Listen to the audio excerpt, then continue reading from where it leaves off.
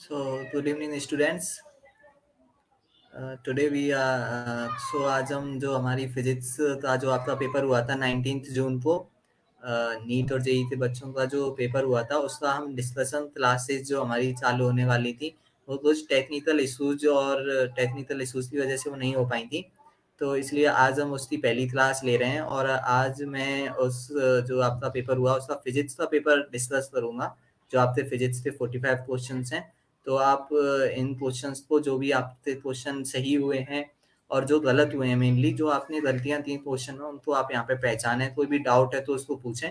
तो आज हम फिजिक्स के 45 क्वेश्चन का डिस्कस करेंगे। जितने हो पाएंगे उतने हम आज डिस्कस कर लेंगे लगभग। और फिर आपकी आ रही थी केमिस्ट्री और जो है बायोलॉजी की और मैथमेटिक्स की भी जो है डिस्कशन क्लासेज होंगी। तो जो हम बात करते हैं, सबसे पहला जो क्वेश्चन था अपना, सबसे पहले हम उसी क्वेश्चन पे जाते हैं, फिर मैं सॉल्यूशन आपको दिखाऊंगा। तो जो क्वेश्चन था अपना ये था, वेक्टर चैप्टर से क्वेश्चन है ये। जैसा मैंने बोला था पहले भी थी, वेक्टर चैप्टर जो है वो इतना इम्पोर्टेंट नहीं है, मतलब कि क्वेश्चन आए इससे ये परमानेंट गारंटी नहीं है, लेकिन यह चैप्टर हमें दूसरे चैप्टर्स में बहुत ज़्यादा हेल्प करता है, तो इसके बेसिक रूल हमें आने चाहिए। तो उसी के ऊपर ये क्वेश्चन है लगभग। तो जैसा हमने बोला थी क्वेश्चन में क्या बोला है कि A vector plus B vector is equal to क्या है, सी वेक्टर है ना। पहला इक्वेशन यहाँ पे A vector plus B vector is equal to C vector बोला था। तो यहाँ पे हम देख सकते हैं कि जो है जो सी वेक्टर है उनका क्या है, रिजल्टेंट वेक्टर है। तो ए और बी वेक्टर के बीच में ये आएगा, ये हमने बोला है हमने यहाँ पे। और आगे बोला है कि C vector is perpendicular to A vector है, और हम हिंदी में भी देख सकते हैं कि सी वेक्टर ए वेक्टर से लंबवत है यानी परपेंडिकुलर है। तो हमने जैसा डायग्राम में हम बनाएंगे कि सी और ए को 90 डिग्री पे हमें लेना है। तीसरी जो कंडीशन बोली है वो बोली है A vector is equal to जो है सी वेक्टर, मतलब मॉड सेम है। इसका मतलब क्या है कि mod of A vector is equal to mod of C vector है। और फिर इसमें अगला बोला है कि ए वेक्टर और बी वेक्टर के बीच का एंगल पूछा है कि what is the angle between A vector and B vector. तो इसको देखते हैं, हम तीनों चीजों को अप्लाई करेंगे, तीनों इक्वेशन को हम अप्लाई करते डायग्राम बनाने का ट्राई करते हैं यहाँ पे। तो जैसा हम देख सकते हैं,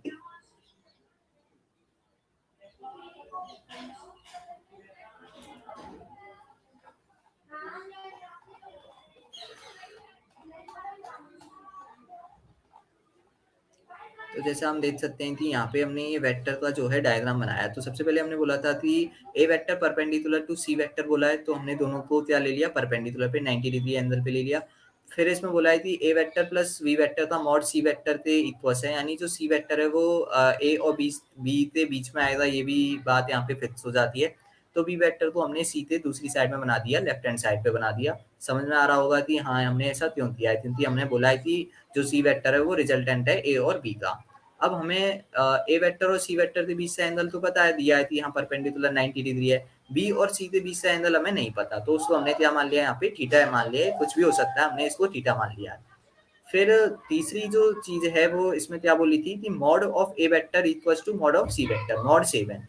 तो अब हम इनको अप्लाई करते हैं, तो हम क्या करेंगे, यहाँ पे देखते हैं कि हम बी वेक्टर जो है उसके हम यहाँ पे क्या कर सकते हैं, कंपोनेंट कंपोनेंट करना हमें आना चाहिए वेक्टर में। कि हम कैसे कंपोनेंट करते हैं किसी भी वेक्टर के, कि थीटा के साथ में जो कंपोनेंट होता है उसको हम बोलते हैं कौन सा, कॉस थीटा वाला। जैसे बी वेक्टर है तो बी वेक्टर का थीटा के साथ में थीटा वाला जो कंपोनेंट होगा वो कौन सा होगा, बी कॉस थीटा। तो दो कंपोनेंट हो जाएंगे इससे, B cos theta and B sine theta, है ना। दो कंपोनेंट हम इससे कर सकते हैं, कोई भी वेक्टर है उससे कैसे हम दो कंपोनेंट करते हैं मैं आपको बता देता हूँ एक और बार। कि हमारे पास अगर ए वेक्टर है तो ए वेक्टर का अगर एक्स एक्सिस के साथ में एंगल थीटा है, तो एक्स एक्सिस पे जो वेक्टर आएगा, मतलब कंपोनेंट आएगा, वो होगा ए कॉस थीटा। और वाई एक्सिस पे जो आएगा वो होगा कौन सा, ए साइन थीटा। ऐसे हम यहाँ पे करते हैं, थीटा के साथ वाला जो कंपोनेंट होता है वो कौन सा होता है, कॉस थीटा वाला। और उसके अपोजिट जो हो जाएगा परपेंडिकुलर, वो कौन सा हो जाएगा, साइन थीटा वाला। तो यहाँ पे भी हमने बी के दो कंपोनेंट कर लिए, B cos theta and B sine theta. अब यहाँ से हम देख सकते हैं कि जो रिजल्टेंट है वो सी के डायरेक्शन में आना चाहिए। तो एक्स डायरेक्शन में हमें कंपोनेंट क्या करने पड़ेंगे, कैंसिल। तो बी साइन थीटा जो है वो इक्वल्स होना चाहिए किससे, ए वेक्टर से। ये हमें समझ में आ रहा है कि नहीं आ रहा थी, हाँ भाई दोनों अपोजिट हैं, ए वेक्टर अपोजिट साइड और बी वेक्टर अपोजिट साइड। तो इस वजह से बी वेक्टर का जो मतलब एक्स कंपोनेंट है वो ए वेक्टर के मॉड पे इक्वल्स होगा, यानी B sine theta equals to किसपे होगा, ए वेक्टर पे। और दूसरा हम बोल सकते हैं यहाँ पे बी वेक्टर था एक और कंपोनेंट वाई डायरेक्शन में, तो तीसरे इक्वल हो जाएगा सी वेक्टर थे, है ना। तो B cos theta equal to हो जाएगा सी थे। तो यहाँ पे ये दो इक्वेशन हमारे पास में बन जाएंगी, कौन कौन सी, कि हाँ भाई हमने सबसे पहले दो कंपोनेंट कर लिए, B cos theta B sine theta हो गया इक्वल से ए वेक्टर थे, और बी cos थीटा हो गया सी वेक्टर थे इक्वल। अब इन दोनों इक्वेशन को डिवाइड कर देंगे, बी साइन थीटा डिवाइड करेंगे इनको, तो राइट हैंड साइड पे क्या आएगा, B sine theta upon B cos theta, B से बी क्रॉस हो जाएगा, sine theta upon cos theta क्या हो जाएगा, tan थीटा। समझ में आया ये चीज। और राइट इधर आ जाएगा अपने पास a डिवाइड बाय सी। अब हमें पता है ए वेक्टर, और जो हमें क्वेश्चन में दिया है वो उधर पहुंचते हैं कि ए वेक्टर का मॉड किससे इक्वल है, सी वेक्टर थे। तो ए और सी कट जाएंगे तो क्या बचेगा, 1। ठीक है, तो यहाँ पे हमें समझ में आया कि यहाँ sine theta upon cos theta is equal to a by C है।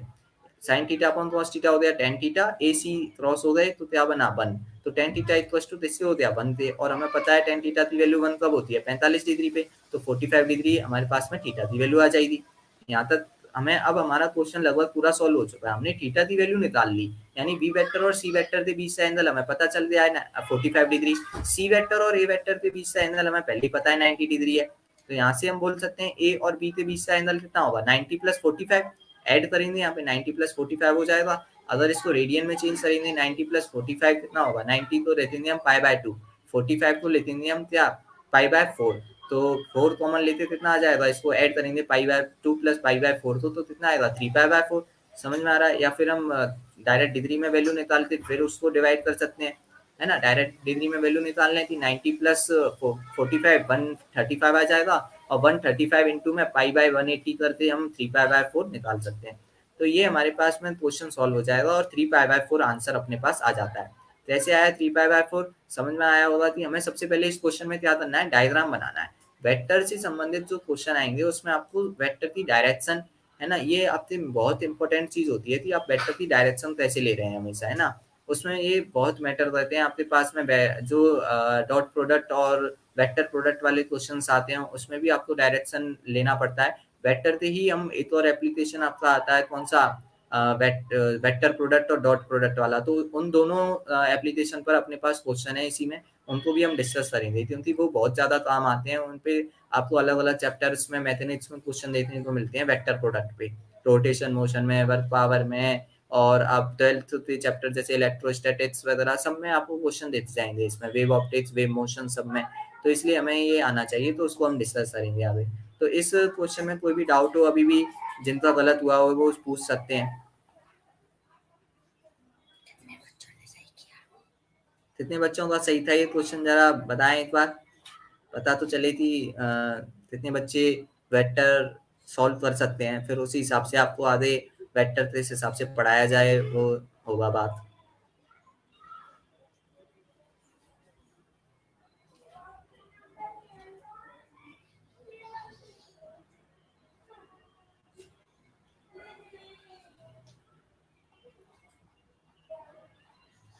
कितने बच्चों का आंसर सही था ये,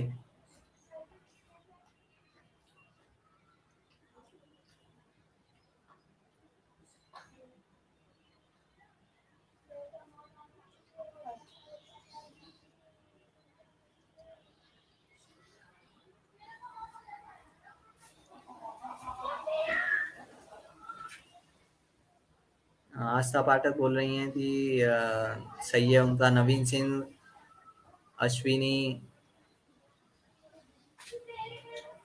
नित्यानंद सिंह, आंसर सही था। मतलब आप लोगों का वेक्टर फिर भी ठीक है।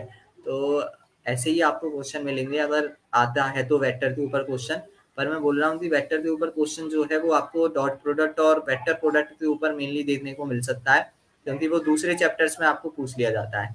तो इस वजह से आप उन पे ज़्यादा फोकस रखेंगे। वेक्टर अगर किसी ने नहीं पढ़ा है अभी भी और उसको ऐसा लग रहा है कि कैसे कवर किया जाए, तो वेक्टर के लिए यही है, आप बेसिक पढ़ लें वेक्टर का। हम क्वेश्चन के थ्रू ही आपको वेक्टर पूरा सही करा देंगे। संजना मिश्रा बोल रही हैं कि उसका भी क्वेश्चन सही था, तो अच्छी बात है। क्वेश्चन ज़्यादा से ज़्यादा आपके सही होने चाहिए क्योंकि ये सिंपल टाइप ऑफ क्वेश्चन है। और फिजिक्स में अगर आपको मीडियम स्कोर भी करना है ना, तो आपको सिंपल क्वेश्चन तो सही करने ही पड़ेंगे। ये लोग आप ये बात आप अच्छी तरह से जानते होंगे कि फिजिक्स में टफ क्वेश्चन हो ना हो, पर सिंपल क्वेश्चन अगर आपके सही है तो आप आराम से 120 130 स्कोर कर सकते हैं एक मीडियम पेपर में। और अगर पेपर नीट का जो आ रहा है 2 साल से, ऐसा सिंपल पेपर आया तो आप 140 50 60 तक कर सकते हो बहुत आसानी से। तो इस वजह से फिजिक्स में सिंपल क्वेश्चनों पे ज़्यादा फोकस रखना है हमें मेन पेपर में। और कोई भी आपका टेस्ट हो आगे, या जो टेस्ट आपके अभी चल रहे हैं, उन सब में आपको फिजिक्स में तो सिंपल क्वेश्चन पे ही फोकस रखना है। उसमें आप छाटें कि हाँ कौन सा क्वेश्चन सिंपल है, फिर उसको पहले सॉल्व करें। ऐसा आपकी स्ट्रेटेजी होनी चाहिए फिजिक्स में। हर जो बच्चा सिलेक्शन लेके जाता है उसकी यही स्ट्रेटेजी होती है, मेरी भी यही थी कि सबसे पहले आप फिजिक्स का पेपर देखो पूरा, उसमें से देखो कि कौन से क्वेश्चन सिंपल हैं, उनको अलग से छांट लो और सिंपल क्वेश्चन को पहले सॉल्व कर लो। फिर टाइम बच जाता है तो टफ पे जाओ, वरना नहीं जाओ, ये होता है अपने पास। उससे आपका अच्छा स्कोर हो जाता है। तो अब हम अगले क्वेश्चन पे चलते हैं। क्वेश्चन नंबर 2 जो है,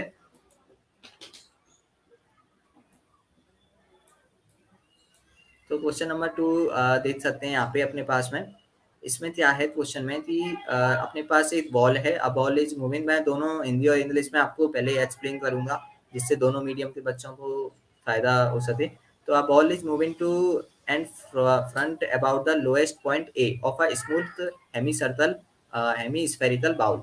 तो इसका मतलब मैं हिंदी में आपको बताऊं तो इसमें क्या बोला है कि एक गेंद है जो मतलब फ्रिक्शनलेस, उस पे क्या है अपने पास एक बाउल है। हेमी स्फेरिकल मतलब आप समझ रहे होंगे कि अर्धगोलाकार है ना। हेमी स्फेरिकल बाउल जो आप गर्भगृहों में बाउल यूज में लेते हैं, तो उसमें जो है लोअर मोस्ट पॉइंट जो है वो ए है, जो जमीन को टच करने वाला पॉइंट है, lower most point, lowest point, उसको ए पॉइंट बोला है। और एक बॉल है, उस ए पॉइंट के अक्रॉस जो है क्या कर रही है, मोशन कर रही है ना। उससे मतलब दोनों साइड में, जैसे हम एसएचएम पढ़ते हैं सिंपल हार्मोनिक मोशन, तो उसमें जो अपने पास में पीरियोडिक मोशन जो होती है, वैसे ही एक टाइप की मोशन कर रही है ना।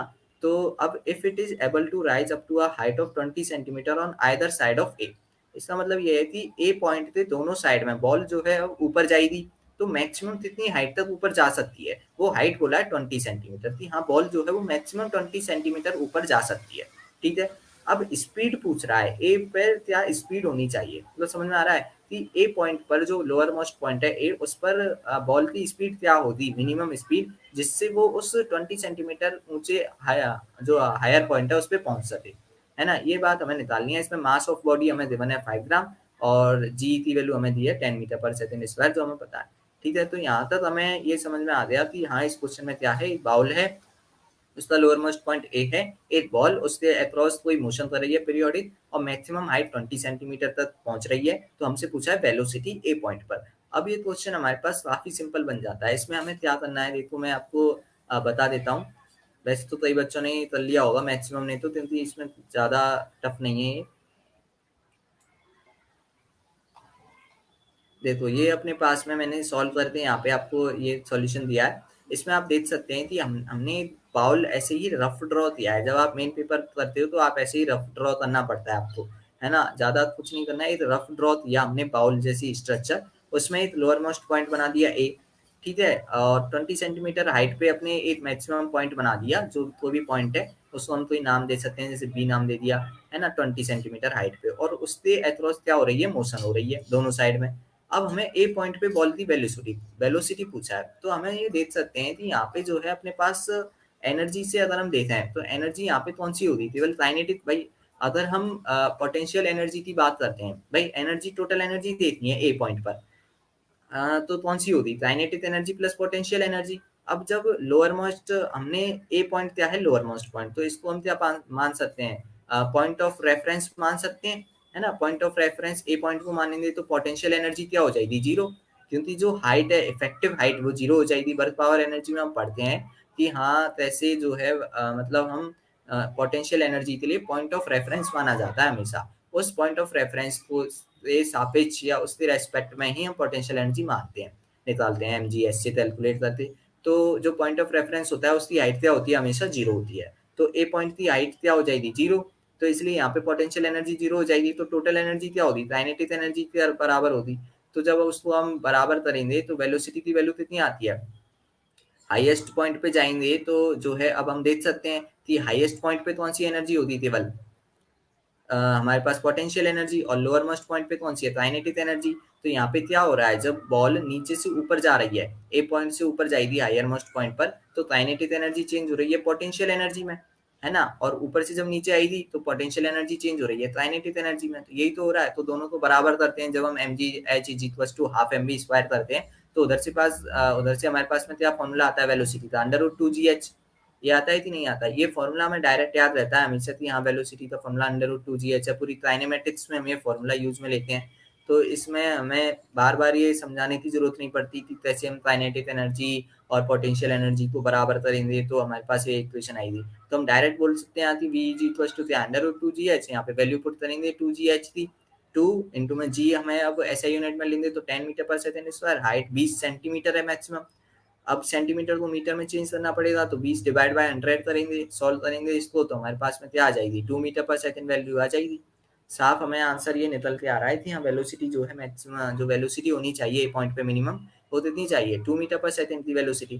तो ये बहुत ही सिंपल क्वेश्चन बन गया हमारे पास वेलोसिटी का। इसको आप वर्क पावर एनर्जी से मान सकते हैं इस क्वेश्चन को, है ना। पर बहुत ही सिंपल है, इसको हम काइनेमेटिक्स में भी सब जगह पढ़ लेते हैं, हाँ कि भाई वेलोसिटी √2gh है, बस यही समझना है इसमें, और तो कुछ इसमें है नहीं इतना ज़्यादा। ठीक है, और ये बाउल वाले क्वेश्चन आपको कई जगह देखने को मिलते हैं जब आप एसएचएम पढ़ते हैं ना। एसएचएम चैप्टर में आपको ये बाउल के अक्रॉस एसएचएम, और उधर आपको फिर पीरियोडिक टाइम वगैरह कैलकुलेट करने के लिए बोला जाता है जनरली। एसएचएम की इक्वेशन बनाओ पीरियोडिक मोशन की, और उधर पीरियोडिक टाइम पूछता है, आवर्तकाल पूछता है वो, है ना। तो उधर ज़्यादा क्वेश्चन आते हैं, पर इधर तो ये क्वेश्चन काफ़ी सिंपल बन जाता है। तो इसमें कोई भी डाउट हो तो पूछ सकते हैं।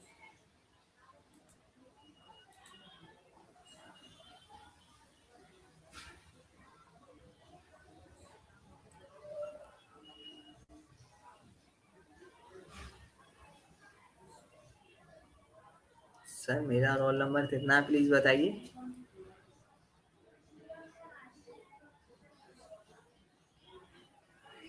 ये क्वेश्चन किस इसका गलत हुआ था ये बताएं। कोई ऐसा है जिसने गलत किया हो ये क्वेश्चन, या सबका सही था?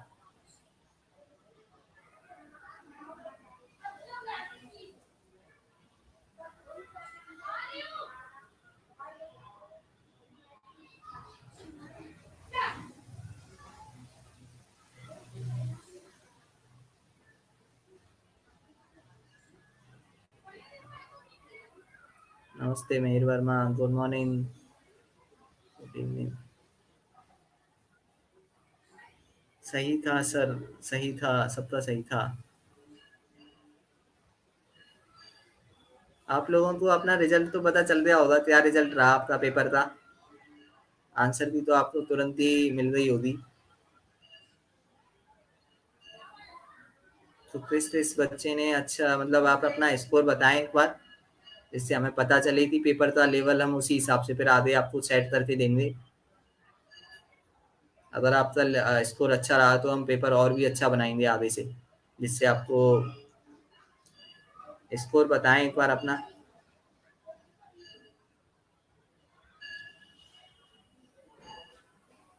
हाईएस्ट कितना गया था मुझे भी नहीं पता है, तो मुझे भी नहीं पता क्या रिजल्ट रहा है बच्चों का इस टेस्ट में। आप लोग बताइए आपके कितने नंबर थे, उस हिसाब से पता चले मुझे भी।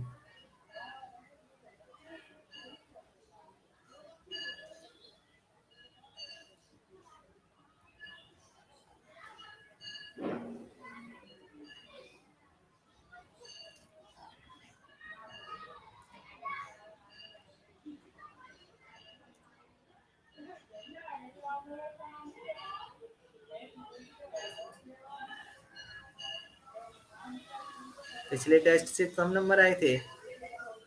ऐसा कैसे हो गया? पेपर टफ था क्या ज्यादा?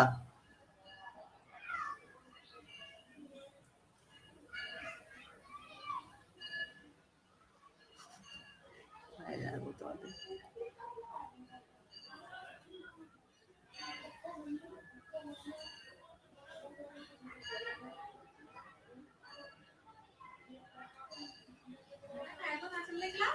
चल रही है।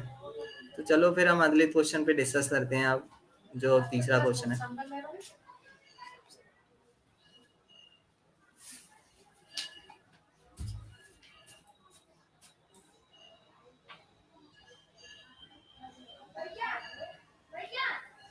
तो तीसरा क्वेश्चन जो है वो ग्रेविटेशनल चैप्टर से है, ग्रेविटेशन से।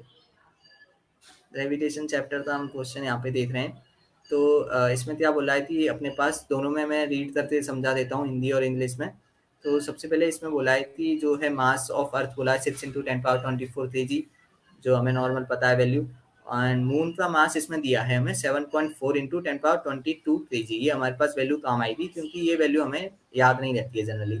ग्रेविटेशनल कांस्टेंट वैल्यू दी है 6.67 × 10⁻11 newton metre square upon kilogram square. ये वैल्यू भी हमें याद है। अब इसमें क्या बोला है आगे कि पोटेंशियल एनर्जी दी है सिस्टम की कितनी, -7.79 × 10⁻28 जूल। ये वैल्यू हमें दी है, पोटेंशियल एनर्जी दे दी। अब इसमें पूछा है distance between earth and moon. Earth and moon के बीच की जो डिस्टेंस है वो इसमें पूछी है। तो हम इसको कैसे कर सकते हैं, हमें पता है दो बॉडी मिलकर क्या बना लेती हैं, आइसोलेटेड सिस्टम में एक सिस्टम बन गया उनका, और उन दोनों की क्या होगी, अपनी पोटेंशियल एनर्जी होगी। अब पोटेंशियल एनर्जी के लिए हमें बस इसमें फॉर्मूला लगा देना है, बस सिंपल सा। पोटेंशियल एनर्जी का फॉर्मूला अगर हम ग्रेविटेशन चैप्टर पढ़ते हैं तो हमें पता होता है कि क्या होता है, -G m1m2/r। वैल्यू हमें पता होती है, कितनी होती है, -G m1m2/r। जैसे हमें फोर्स का फॉर्मूला पता है, ग्रेविटेशनल फोर्स जो होता है उसका फॉर्मूला क्या होता है, Fg m1m2/r², जो किससे सिमिलर होता है, इलेक्ट्रोस्टैटिक्स में होता है ना, इलेक्ट्रोस्टैटिक फोर्स, कूलम फोर्स, जो जैसे हम बोलते हैं Q1 Q2/r², उससे सिमिलर होता है। तो उस जब फोर्स आ जाता है अपने पास ग्रेविटेशनल फोर्स, तो उसमें हम पोटेंशियल एनर्जी पढ़ते हैं। पोटेंशियल एनर्जी जो होती है वो क्या होती है, -FdR, है ना। इंटीग्रेट करते हैं फोर्स इनटू जो डिस्टेंस है उसको, डिस्प्लेसमेंट को, तो उससे आता है अपने पास। तो FdR करते हैं Gm1m2/r² इंटू में R करेंगे तो क्या आ जाएगा, Gm1m2/r। और पोटेंशियल एनर्जी किसमें होती है, नेगेटिव में सिस्टम थी। ये चीज़ भी हमें पता है। तो ये फॉर्मूले हमें सारे याद होने चाहिए ग्रेविटेशन के। मैंने आपको बताया आपको शॉर्ट नोट्स बनाने पड़ेंगे फॉर्मूलों के लिए। ग्रेविटेशन में आपके काफ़ी फॉर्मूले आते हैं, पर इतने ज़्यादा नहीं है, आप याद करेंगे। और सबसे बड़ी बात यह है कि ग्रेविटेशनल चैप्टर के जो फॉर्मूले होंगे वो आपको इलेक्ट्रोस्टैटिक्स में काम आएंगे, सारे फॉर्मूले रिपीट होते हैं। आप ग्रेविटेशनल फोर्स का देख लीजिए, पोटेंशियल एनर्जी का देख लीजिए, पोटेंशियल डिफरेंस जो होता है अपने पास, पोटेंशियल का विभव जो होता है, पृथ्वी विभव, gravitational potential, electrostatic potential energy, kinetic energy, सारे फॉर्मूले रिपीट होते हैं लगभग। तो इसलिए आपको याद होने चाहिए। शॉर्ट नोट्स बनाए जैसा मैंने बोला है। तो इस क्वेश्चन में अपने पास क्या है, जैसा हमने बोल दिया, सिस्टम क्या है, अर्थ और मून का, है ना, दोनों का मास पता है हमें, बीच और दोनों की पोटेंशियल एनर्जी पता है सिस्टम की। अब हमसे क्या पूछ रहा है, डिस्टेंस। तो फॉर्मूला लगा देंगे -Gm1m2/r, और पोटेंशियल एनर्जी की वैल्यू रख देंगे, m1m2 की वैल्यू रखेंगे, जी की वैल्यू रखेंगे, और आर की वैल्यू अपने पास आ जाएगी। थोड़ी कैलकुलेशन यहाँ होगी, लेकिन आसानी से ये क्वेश्चन अपने पास सॉल्व हो जाएगा। तो इसको मैं देखते हैं सॉल्यूशन, जिससे ना हो पाया वो एक बार देख लें। तो क्या है अपने पास, आपको देख रहा होगा स्क्रीन पे सॉल्यूशन, कि मैंने आपको बिल्कुल डिटेल में समझाने की कोशिश की है यहाँ पे, कि अपने पास सबसे पहले क्या है, सिस्टम। सिस्टम में क्या है, अर्थ और मून है ना। अर्थ और मून दो अपने पास प्लेनेट हैं, जो जिनके बीच की डिस्टेंस हमने आर मान ली, जो हमें कैलकुलेट करनी है। इस क्वेश्चन में क्या कैलकुलेट करना है, दोनों के बीच की डिस्टेंस। सिस्टम में हमें मास ऑफ अर्थ पता है 6 × 10⁻24 kg, मास ऑफ मून पता है 7.4 × 10⁻22 kg। पोटेंशियल एनर्जी गिवन है सिस्टम की -7.79 × 10⁻28। ग्रेविटेशनल कांस्टेंट पता है। अब हमें बस फॉर्मूला लगाना है, पोटेंशियल एनर्जी इक्वल्स टू क्या होगा, -Gm1m2/r। ठीक है, इसमें वैल्यू रखती पोटेंशियल एनर्जी की -7.79 × 10⁻28, और यहाँ पे हमने -g की वैल्यू रख देंगे, यहाँ पे 6.67 × 10⁻11। मास रख दिया, तो इसका m1 माना है हमने अर्थ के मास को, तो 6 × 10⁻24 इंटू में मून का रख दिया 7.4 × 10⁻22/r। r निकालना है। तो अब इसको कैसे सॉल्व कर सकते हैं, थोड़ा हम इसको पावर से पहले सॉल्व कर लें। तो देखें इधर राइट हैंड साइड पे क्या हो जाएगा, ये अपने पास 10⁻24 प्लस 10⁻22 कितना हो जाएगा, ये इसको अगर हम सॉल्व करेंगे तो 46 हो जाएगा। 46 में से ये 10⁻11 माइनस, तो 10⁻35 बचा, और फिर ये 10⁻28 इधर माइनस हो जाएगा, 10⁻7 बचेगा ये, है ना। 10⁻7 इधर आ जाएगा, और इसको आगे और सॉल्व करेंगे हम। इस 7.79 है, इसको 8 मान लेंगे लगभग, इधर 7 मान लिया, 6। तो इसको सॉल्व करेंगे तो कितना आ जाएगा, 6.6 × 6 × 7.4 डिवाइड बाई 7.7। तो लगभग इसको सॉल्व करेंगे तो कितना आ जाएगा अपने पास, देख सकते हैं इधर 7 से 7 इसको क्रॉस कर दिया मान लिया, क्योंकि हम इसमें अप्रोक्सीमेट वैल्यू निकालेंगे क्वेश्चन को जल्दी सॉल्व करने के लिए। अप्रोक्सीमेट वैल्यू हमें कैसे निकालनी है, ये कुछ चीज़ें आपको आनी चाहिए, क्योंकि ये फिजिक्स के क्वेश्चन और फिजिकल केमिस्ट्री में बहुत काम आता है। ऑप्शन देखते हैं पहले, ऑप्शन में वैल्यूज में कितना डिफरेंस है। अगर ऑप्शन की वैल्यूज में ज़्यादा डिफरेंस दिख रहा है तो अप्रोक्सीमेटली हम ज़्यादा से ज़्यादा कर सकते हैं वहाँ पे, क्योंकि वैल्यूज में ज़्यादा डिफरेंस है। और अगर आपको ऐसा लग रहा है कि ऑप्शन पास पास में बिल्कुल है ना, ज़्यादा डिफरेंस नहीं है यहाँ, तो हमें एक्यूरेट वैल्यू फाइंड करनी पड़ेगी, तो वहाँ अप्रोक्सीमेशन नहीं लगाएंगे। ऐसे क्वेश्चन आपको पूरे पेपर में एक या दो ही देखेंगे जहाँ पे वैल्यूज बहुत पास पास होंगी। पेपर में जो आपको पेपर पैटर्न जो इस हिसाब से होता है कि वहाँ पे आपको कैलकुलेशन ज़्यादा ना करनी पड़े। एक या दो क्वेश्चन ऐसे होंगे जिनमें ज़्यादा करनी पड़ेगी पूरी फिजिकल केमिस्ट्री और फिजिक्स में, बाकी सारे क्वेश्चंस में आपको कैलकुलेशन कम से कम करनी पड़ेगी। तो अप्रोक्सीमेशन वाला मेथड आपको आना ही चाहिए, प्रैक्टिस से आता ही। तो इसको हम कर सकते हैं यहाँ पे 6.6 इंटू 6 करेंगे तो लगभग कितना आ जाएगा ये, इसको सॉल्व करेंगे तो 3.6 के समथिंग या 3.8 के समथिंग आ जाएगा ये वैल्यू हमारे पास। 3.6 और उससे जो है लपसम में अपने पास में कौन सा ऑप्शन है 3.8 इंटू 10 पावर 8 वाला, तो ये वैल्यू अपने पास आ जाएगी R is equal to 3.8 into 10 power 8 metre. Option number 1 हो जाएगा, ये आप देख सकते हैं अपने पास, ये ऑप्शन नंबर 1 यहाँ पे हो जाएगा। तो क्वेश्चन सिंपल ही है, बस हमें क्या है फॉर्मूला लगाना है, U is equal to minus G M one M two upon R. आपको इतना बड़ा सॉल्यूशन नहीं करना है, बस आसानी से हो जाएगा। ग्रेविटेशन में पोटेंशियल एनर्जी के क्वेश्चन बहुत ही इंपॉर्टेंट होते हैं, आपको पता है, ये चीज़ पता होनी चाहिए, है ना। पोटेंशियल एनर्जी के लगभग, अगर आपको पोटेंशियल एनर्जी का कॉन्सेप्ट पता है, उसके फॉर्मूले आपको अच्छे से आते हैं, क्वेश्चन करना आता है, तो आप ग्रेविटेशन के लगभग मैक्सिमम क्वेश्चन सॉल्व कर सकते हैं उसी पर बेस। मतलब सारी चीज़ें इसी से डिराइव हैं। आप आगे पोटेंशियल पढ़ना, फोर्स इससे निकाल सकते हो आप, सिस्टम की पोटेंशियल एनर्जी 4 सिस्टम बना देगा, स्क्वायर के कॉर्नर पे आपको मास दे देगा कि 4 मास हैं, ये mm मास थे, 2m मास थे। सिस्टम की पोटेंशियल एनर्जी, ट्राइंगल की पोटेंशियल एनर्जी, ऐसे बहुत सारे आपको दिख जाएंगे ऑप्शन। और प्लेनेट पे आता है, जब आप आगे पढ़ते हो, आपका कौन सा ये ट्रेपलर लॉ पढ़ते हो, सैटेलाइट मोशन पढ़ते हो, है ना, उपग्रह की गति, उसके अंदर जो फॉर्मूले आते हैं वो सब इसी से डिराइव हैं। तो पोटेंशियल एनर्जी का कंसेप्ट तो आपको आना ही चाहिए। एनर्जी कंजर्वेशन पे बहुत क्वेश्चन आते हैं ग्रेविटेशन में, एनर्जी कंजर्वेशन लगा देते हैं वहाँ पे। यहाँ इस पेपर में और भी एक आध क्वेश्चन है ऐसा, हम करेंगे उसको कैसे, हम kinetic energy plus potential is equal to final potential plus kinetic करेंगे उस चीज़ को। तो इस क्वेश्चन में कोई डाउट हो तो पूछ लें।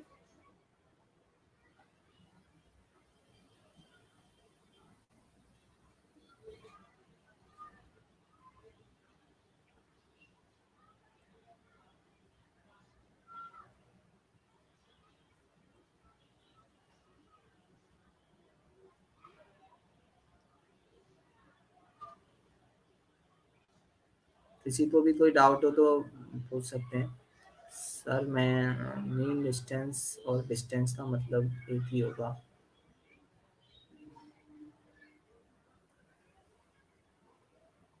सर ग्रेविटेशन वाला चैप्टर सिलेबस में नहीं दिया था टेस्ट पे। हाँ वो सिलेबस में रह गया था चैप्टर ग्रेविटेशन, पर इतने टफ क्वेश्चन नहीं थे इस पेपर में, तो आप कर सकते हो ऐसा। तो थोड़ा सा अब इधर उधर हो जाता है, क्योंकि अब आपका फाइनल आ रहा है तो आपको लगभग सारे चैप्टरों के बारे में नॉलेज होनी चाहिए।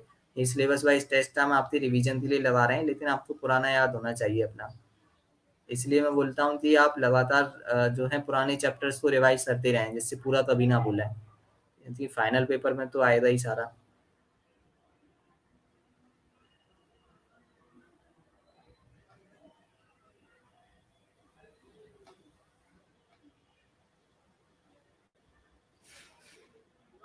संजना मिश्रा ने पूछा है कि सर मीन डिस्टेंस और डिस्टेंस का मतलब एक ही होगा। इस अगर आप ग्रेविटेशन चैप्टर में बात कर रहे हैं तो मीन डिस्टेंस और इसमें कोई भी डिफरेंस नहीं होगा, क्योंकि यहाँ पे हम जो डिस्टेंस है एक तरीके से क्या है डिस्प्लेसमेंट जैसा है। आप स्पेस में जाएंगे तो दो प्लानिट के बीच की डिस्टेंस को आप, उसमें ऐसा नहीं है कि आप मतलब पाथ बदल लें। तो मीन डिस्टेंस उसमें जो है सीधी जो स्ट्रेट डिस्टेंस होगी वही होगी, इसमें कोई भी डिफरेंस नहीं आएगा आपको, इन क्वेश्चंस में तो नहीं आएगा। तो यहाँ पे तो आपको सीधा ही फॉर्मूला लगाना है।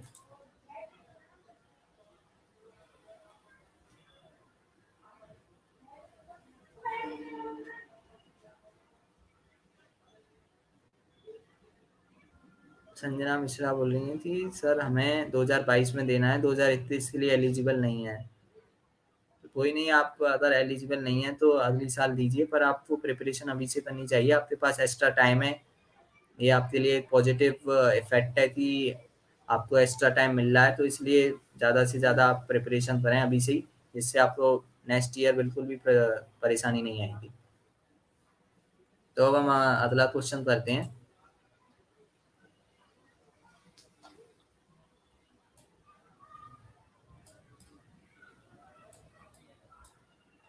क्वेश्चन नंबर 4 जो था ये आपका ग्राफ का क्वेश्चन है, ये काइनेमेटिक्स चैप्टर से क्वेश्चन है। तो इसमें हम देख सकते हैं क्या दिया है अपने पास, जो है एक्सीलरेशन वर्सेस टाइम ग्राफ दिया है, एक्सीलरेशन वर्सेस टाइम ग्राफ है ना यहाँ पे। और इसमें क्या है, ठीक है ये वही हो गया पहली लाइन। तो velocity of body at T is equal to zero is zero, मतलब कि जब टाइम जीरो है, T is equal to zero है, तो वहाँ पे वेलोसिटी क्या है, जीरो है। ये चीज हमें देवन है, वेलोसिटी जीरो दिया था। Velocity of the body at T is equal to 30 second is, T is equal to 30 पे वेलोसिटी पूछी है। तो कैसे करेंगे क्वेश्चन को, हमें पता देख सकते हैं टाइम यहाँ पे 0 से 30 तक दिया है, तो 0 पे वेलोसिटी 0 बोल दी, और यहाँ पे टी इज इक्वल टू 30 पे वेलोसिटी पूछी है। तो आपको ग्राफ वाले क्वेश्चन पूरे रिवाइज, मैं एक बार और आपको ये रिवाइज करा देता हूँ कि कैसे हम जो है काइनेमेटिक्स के अंदर ग्राफ वाले क्वेश्चन करते हैं, जिससे आपको पूरा रिकॉल हो जाएगा और इस टाइप के क्वेश्चन में आपको कोई भी प्रॉब्लम नहीं आएगी। तो जैसा हम देख सकते हैं कि हमें पता है काइनेमेटिक्स में अपने पास तीन टर्म आती हैं। सबसे पहले आता है डिस्प्लेसमेंट, फिर आता है वेलोसिटी एंड एक्सेलरेशन। तीन चीजें, अब हमें इनमें इंटरचेंज करना होता है कि कैसे क्वेश्चन आते हैं, डिस्प्लेसमेंट से हमें वेलोसिटी फाइंड करनी होती है, वेलोसिटी से एक्सेलरेशन, या फिर डायरेक्ट डिस्प्लेसमेंट से हमें एक्सेलरेशन फाइंड करना होता है।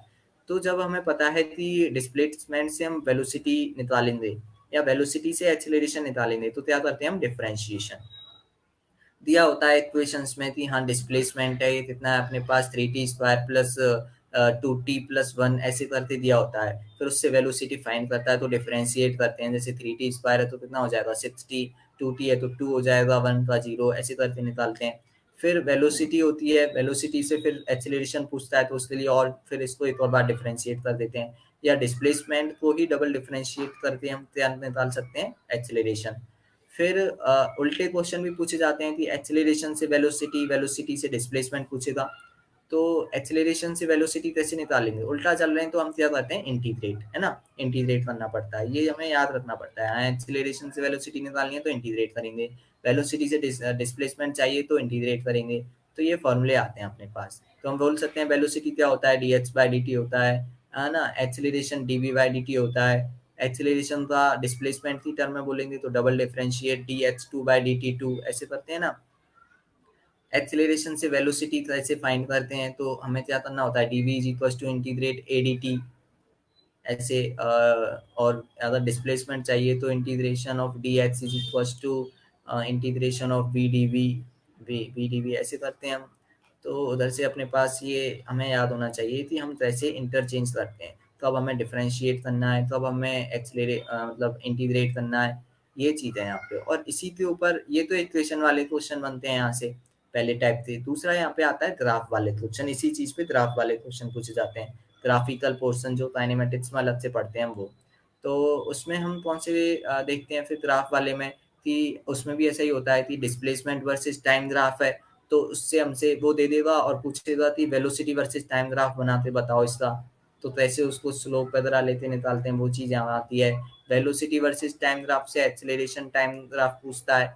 वेल हमें ग्राफ को इंटरचेंज करना भी आना चाहिए, तो वो चीज़ हम कैसे करते हैं, स्लोप से। स्लोप से कौन कौन से टाइप हो सकते हैं, ये चीज़ वहाँ पढ़ते हैं।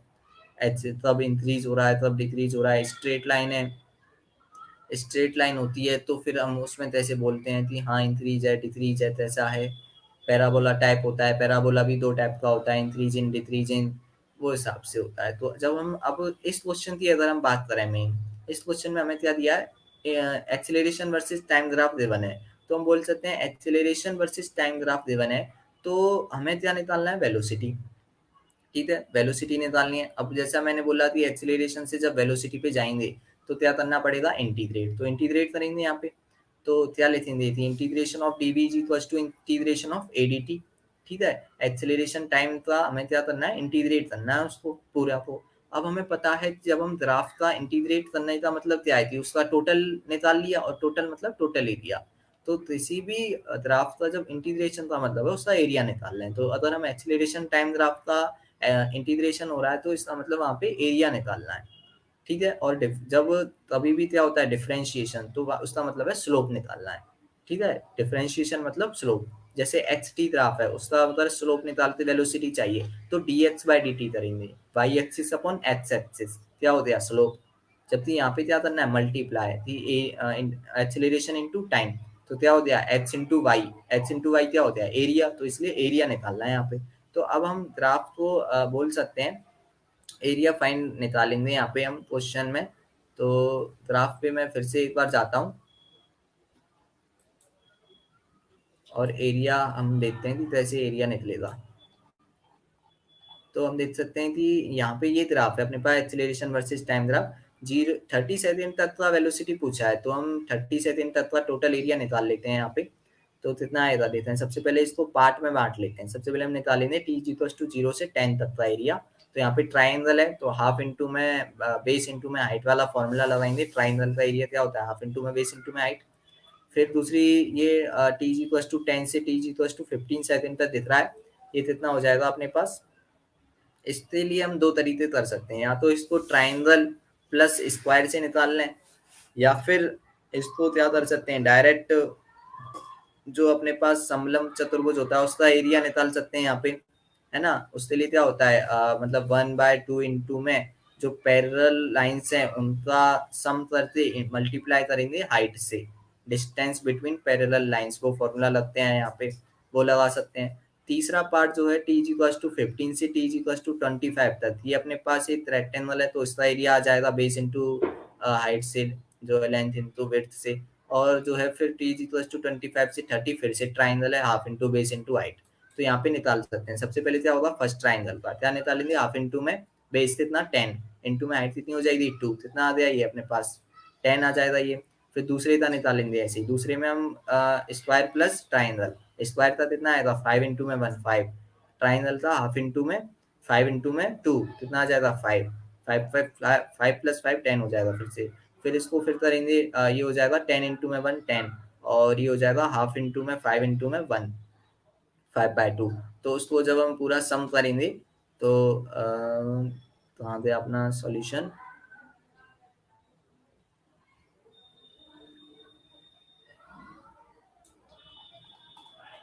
तो अपने पास में ये देख सकते हैं। सबसे पहले हमने किया हाफ इंटू में बेस 10 इंटू में 2, कितना आ गया 10। फिर दूसरे का हो जाएगा जो है हम डायरेक्ट मैंने फॉर्मूला लगाया समलम वाला, हाफ इंटू में पैरेलल लाइंस का सम इंटू में उनके बीच की डिस्टेंस, ये हो जाएगा। फिर जो है रेक्टेंगल का 10 इंटू में 1 हो गया, और लास्ट वाले ट्राइंगल का हाफ इंटू में 5 इंटू में 1 हो गया। उससे इसको कैलकुलेट करेंगे तो वैल्यू आएगी हमारे पास में 30। तो यहाँ पे फाइनल वैल्यू जो आ जाएगी एरिया की, वो हो जाएगी 30। अब यहाँ पे एक चीज है समझने वाली, ये 30 अपने पास आंसर नहीं है इस क्वेश्चन में, तो यही वैल्यू आएगी आंसर में। पर कैसे हम फाइंड करेंगे, तो यहाँ पे क्वेश्चन को ऐसे घुमा सकता है कि टी इज इक्वल टू 0 पे जो वेलोसिटी है वो अगर 0 ना होती तो यहाँ पे ये आंसर 30 नहीं आता फिर, है ना। क्योंकि जो यहाँ से हमने एक्सेलरेशन से जो निकाला है ये जो है क्या है, चेंज होता है, चेंज इन वेलोसिटी। जो एरिया आता है ना उसको हम हमेशा हम ऐसे नहीं पढ़ते कि ये वेलोसिटी आई है, इसको बोलते हैं हम चेंज इन वेलोसिटी इतनी है। एक्सेलरेशन टाइम ग्राफ का जो एरिया है वो क्या है, change in velocity. Initial velocity इतनी है, फाइनल वेलोसिटी इतनी है, तो दोनों का चेंज जो है वो आया वैल्यू। अब यहाँ पे इनिशियल वेलोसिटी 0 है, इसलिए फाइनल वेलोसिटी को ही हम क्या मानेंगे, वेलोसिटी पूछी जाएगी। तो इसलिए हमेशा हमेशा क्या आती है अपने पास, फाइनल वैल्यू जो आती है एरिया, वो चेंज इन वेलोसिटी आती है। तो कभी भी इस चीज पे कंफ्यूज नहीं होता है। कई बार क्वेश्चंस में ये घुमाया दिया जाता है, इनिशियल वेलोसिटी हमें दे दी जाएगी कुछ, पर हम ऐसा सोचते हैं कि लास्ट में जो वैल्यू आई है वो फाइनल वेलोसिटी है, पर ऐसा नहीं होता, हमें चेंज इन वेलोसिटी मिलती है। ये टाइप के क्वेश्चन आपको पूछे जाएंगे, जरूर मिलते हैं आपको, तो इसलिए उनमें आपको सावधानी बरतनी है बहुत ज़्यादा। तो ये क्वेश्चन यहाँ पे हो जाता है। ग्राफिकल क्वेश्चन आपको बहुत देखेंगे काइनेमेटिक्स चैप्टर से, वर्क पावर एनर्जी में भी बहुत आते हैं ये, तो इसलिए सिंपल ही है क्वेश्चन। कोई डाउट हो तो पूछ लें इस क्वेश्चन में।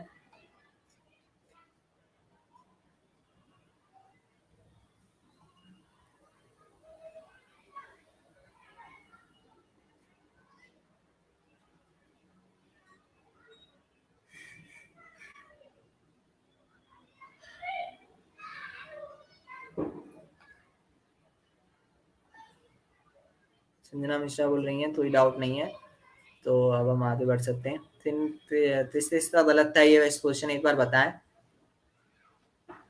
किसी ने गलत किया था या सबका सही था ये।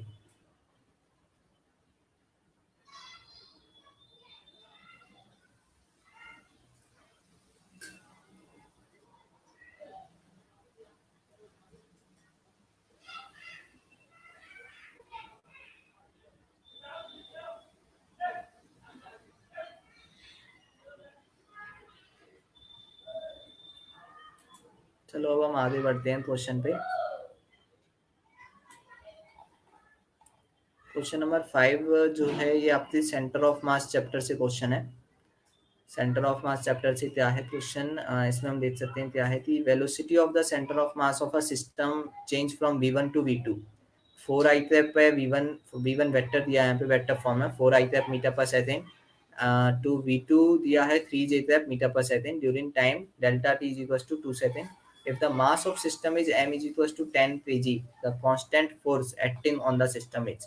अब ये क्वेश्चन थोड़ा ठीक है, इसमें हमसे क्या पूछा है, फोर्स पूछा है, सिस्टम पे कितना फोर्स वर्क कर रहा है ये चीज पूछ रहा है इसमें। अब फोर्स निकालना है, क्या निकालना है, फोर्स। इतना समझ में आया। पूरे की पूरे सिस्टम का सेंटर ऑफ मास की वेलोसिटी दी है हमें, तो मतलब सिस्टम की वेलोसिटी इस तरीके पता है, और हमें डेल्टा टी दिया है कितने टाइम तक, मास दिया है सिस्टम का, और हमें क्या दिया है, फोर्स पूछा है। अब फोर्स के लिए जो फॉर्मूला लगता है वो लगता है हमारे पास मास इंटू में एक्सीलरेशन। ठीक है, अब जो नॉर्मल फॉर्मूला है वही वही लगेगा इसमें, बस हमें क्या है पता करना है कौन सा फॉर्मूला। मैंने बता दिया आपको, मास इंटू में एक्सीलरेशन लगेगा, वेलोसिटी दी है, टाइम दिया है, नहीं एक्सीलरेशन से रिलेट करना है, ये चीज हमें समझ में आनी चाहिए। तो वेलोसिटी जो है इसमें, अब एक्सीलरेशन फाइंड करना है। एक्सीलरेशन क्या होता है, normal change in velocity upon change in time, ये होता है ना, change in velocity upon change in time. तो बस इसमें हमें क्या करना है, v1 वेक्टर पता है, v2 वेक्टर पता है, सेंटर ऑफ मास की यानी सिस्टम की वेलोसिटी, तो हमें चेंज इन वेलोसिटी निकाल सकते हैं यहाँ से, कितनी आएगी upon delta T, change in time दिया 2 सेकेंड। अब ये वेक्टर फॉर्म है तो change in velocity vector form में निकालनी पड़ेगी, तो क्या करेंगे, v2 vector minus v1 vector करना पड़ेगा, तो उसको हम देखेंगे कैसे करेंगे, और फिर फोर्स आ जाएगा m से।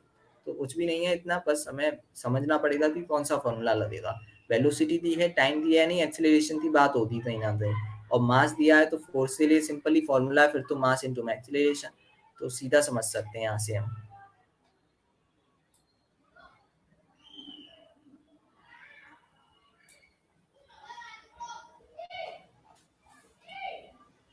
तो देख सकते हैं ये अपने पास में क्या क्वेश्चन है, ये अपने पास में है कि v1 वेक्टर गिवन है 4 i तक metre per second, v2 vector 3 j तक metre per second, delta t given है 2 सेकेंड, मास गिवन है 10 सेकेंड। फोर्स निकालना है, सबसे पहले हम निकालेंगे एक्सीलरेशन। एक्सीलरेशन जैसे मैंने बोला change in velocity upon change in time, change in velocity के लिए v2 vector minus v1 vector करेंगे 3 j तक माइनस 4 i तक, दोनों का रिजल्टेंट निकालेंगे, क्या आएगा under root A square plus A vector minus B vector, क्या होता है A under A square minus B plus B square हो जाएगा, क्योंकि यहाँ पे जो एंगल है वो कितना है 90 डिग्री। आई तक जे तक बोला है तो डायरेक्ट ए स्क्वायर प्लस बी स्क्वायर कर देंगे यहाँ से, तो अपने पास में ये आ जाएगी वैल्यू।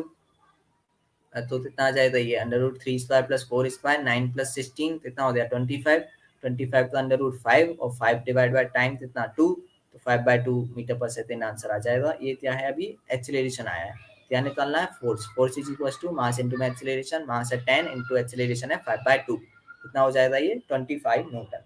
तो देख सकते हैं यहाँ से अपने पास में क्या आया सॉल्यूशन 25 न्यूटन। कैसे किया, सिंपली मैंने बताया आपको सॉल्यूशन कि हमें क्या करना है, यहाँ से वेलोसिटी टाइम यानी एक्सीलरेशन, एक्सीलरेशन क्या है change in velocity upon change in time, final initial पता है v2 vector minus v1 vector करना है, under root A square plus B square upon time 5/2 हो जाएगा, 5/10 इंटू मास कर दिया 10, कितना आ गया 25 न्यूटन। तो सिंपल ही है, बस हमें क्या है इसमें लगाना है अपने पास फॉर्मूला कि कैसे हमें, बस यही तो है। मैथमेटिक्स में जो क्वेश्चन आपको मिलते हैं ये सिंपल ही हैं, पर आपको ये पता होना चाहिए कि जो हमें कौन सा फॉर्मूला अप्लाई करना है। फॉर्मूले वही होते हैं सिंपल, बस उस समय पर ये क्लिक होना चाहिए कि हाँ इसमें ये कंसेप्ट लगेगा।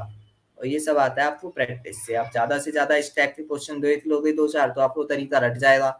आप देखते ही फिर बता दोगे कि हाँ इसमें तो एक्सीलरेशन निकाल के एम ए लगाना है, तो अब आपको एम ए लगाना है, तब आपको मोमेंटम का फॉर्मूला लगाना है, फोर्स का और कौन सा फॉर्मूला, बर्थ से तो नहीं रिलेट नहीं करना भाई। वेलोसिटी दिया है तो कोई सोच सकता है कि ये बर्थ से रिलेट हो, पर इसमें बर्थ का कोई काम नहीं है। तो इसलिए ये सब चीज़ प्रैक्टिस से हम सीख जाते हैं जल्दी, है ना। तो ये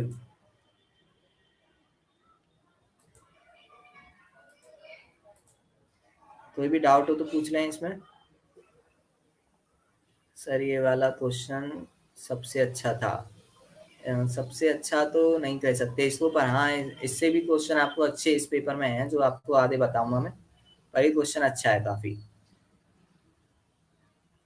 पर अब आपको ये तरीका आ गया होगा तो आप ऐसे क्वेश्चन अगर आपको दिखता है तो आप आसानी से इसको सॉल्व करना। अ,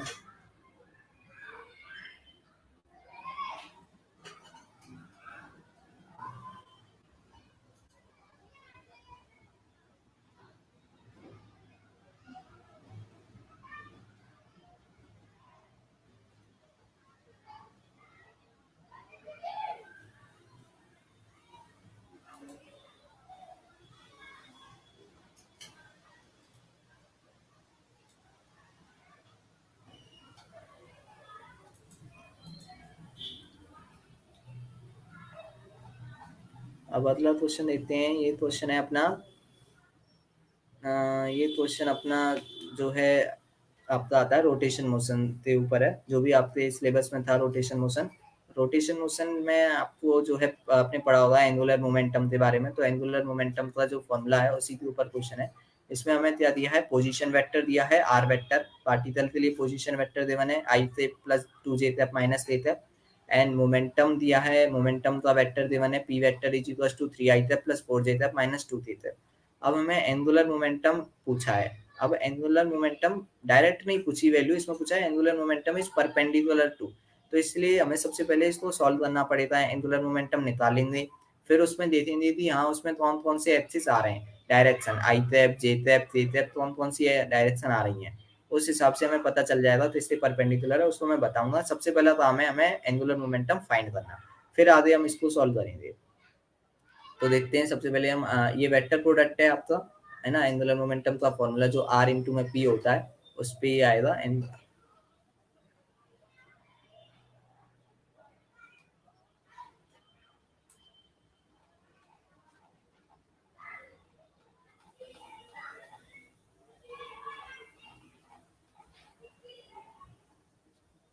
तो ये अपने पास क्वेश्चन है। हमें पता है एंगुलर मोमेंटम का फॉर्मूला डिस्टेंस, और दो फॉर्मूले पढ़ते हैं इसलिए मेनली हम, एक तो ये जो है वेक्टर प्रोडक्ट वाला आर क्रॉस पी।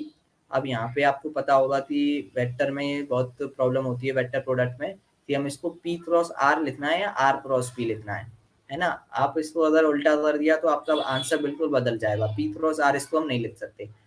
और इसके लिए तरीका होता है याद करने का कि एंगुलर मतलब कि रोटेशन में जितने भी फॉर्मूले होते हैं, तो कभी भी जब हम ऐसे फॉर्मूले निकालते हैं ना तो उसमें डिस्टेंस को हमेशा पहले लिखा जाता है। आर क्रॉस पी होता है मोमेंटम का। ऐसे ही जब हम टॉर्क निकालते हैं तो उसमें भी आर क्रॉस एल किया जाता है, ठीक है। तो आर क्रॉस एफ किया जाता है यहाँ, तो उसमें आर हमेशा पहले ही आता है। ये चीज याद रखनी है, मतलब ये वो रहता है कि आर वेक्टर पहले आएगा, है ना। और बाकी तो याद रखनी ही है क्वेश्चन। आप जब आप क्वेश्चन करोगे तो याद हो जाएगा कि आर क्रॉस पी करना है, आर क्रॉस एफ करना है। तो ये है। तो सबसे पहले हम इसका क्रॉस प्रोडक्ट करते हैं। आर वेक्टर देवन है आई तक प्लस टू जे तक माइनस ए तक, पी वेक्टर देवन है थ्री आई तक प्लस फोर जे तक माइनस टू के तक। तो देख सकते हैं आर वेक्टर, अब वेक्टर प्रोडक्ट करना आपको आता होगा, फिर भी मैं एक बार आपको बता देता हूँ। किसी को ना आता हो तो ये बहुत काम का मतलब पॉइंट है, वेक्टर प्रोडक्ट आपको आना ही चाहिए। तो सबसे पहले आर क्रॉस पी करेंगे तो आई तक का जो आर के लिए सबसे पहले हम क्या लिखेंगे, फॉर्मेट बनाते हैं। फॉर्मेट में हमने क्या किया, आई तक जे तक ते तक ये लिख लिया, और आर वेक्टर पी वेक्टर लिख लिया। और आर वेक्टर के लिए आई तक की वैल्यू क्या है, कुछ भी नहीं है तो ए वन मान लेंगे, वन हो गया। जे तक के लिए टू हो गया, तो ये हो जाएगा -1, साइन के साथ में लेंगे -1, पी वेक्टर में 3, 4 और -2, ये वैल्यू रख ली। अब सबसे पहले हमें क्या करना होता है, जे क्रॉस ए करना होता है। यहाँ पे जे वेक्टर क्रॉस ए वेक्टर करते हैं सबसे पहला काम। जे वेक्टर क्रॉस ए वेक्टर करेंगे तो क्या आता है अपने पास, आई वेक्टर आता है, ठीक है।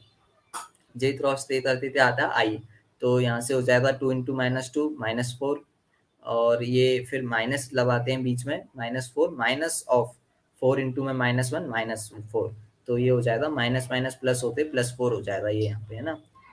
और ये आ जाएगा इंटू में आई तक, क्योंकि जे क्रॉस पे क्या होगा आई तक, फिर बीच में आता है माइनस, और फिर उसके बाद में हम क्या करते हैं, आई क्रॉस ए करेंगे, तो उसके लिए क्या लिखेंगे, -2 इंटू 1 -2, फिर -3 इंटू में -1 -3, तो माइनस ऑफ -3 कितना हो जाएगा, +3 इंटू में जे टैप आ जाएगा, आई क्रॉस ए कितना हो जाएगा, जे टैप, फिर आता है प्लस का साइन, तीसरे में कितना कौन सा साइन आता है, प्लस का, प्लस हो जाएगा।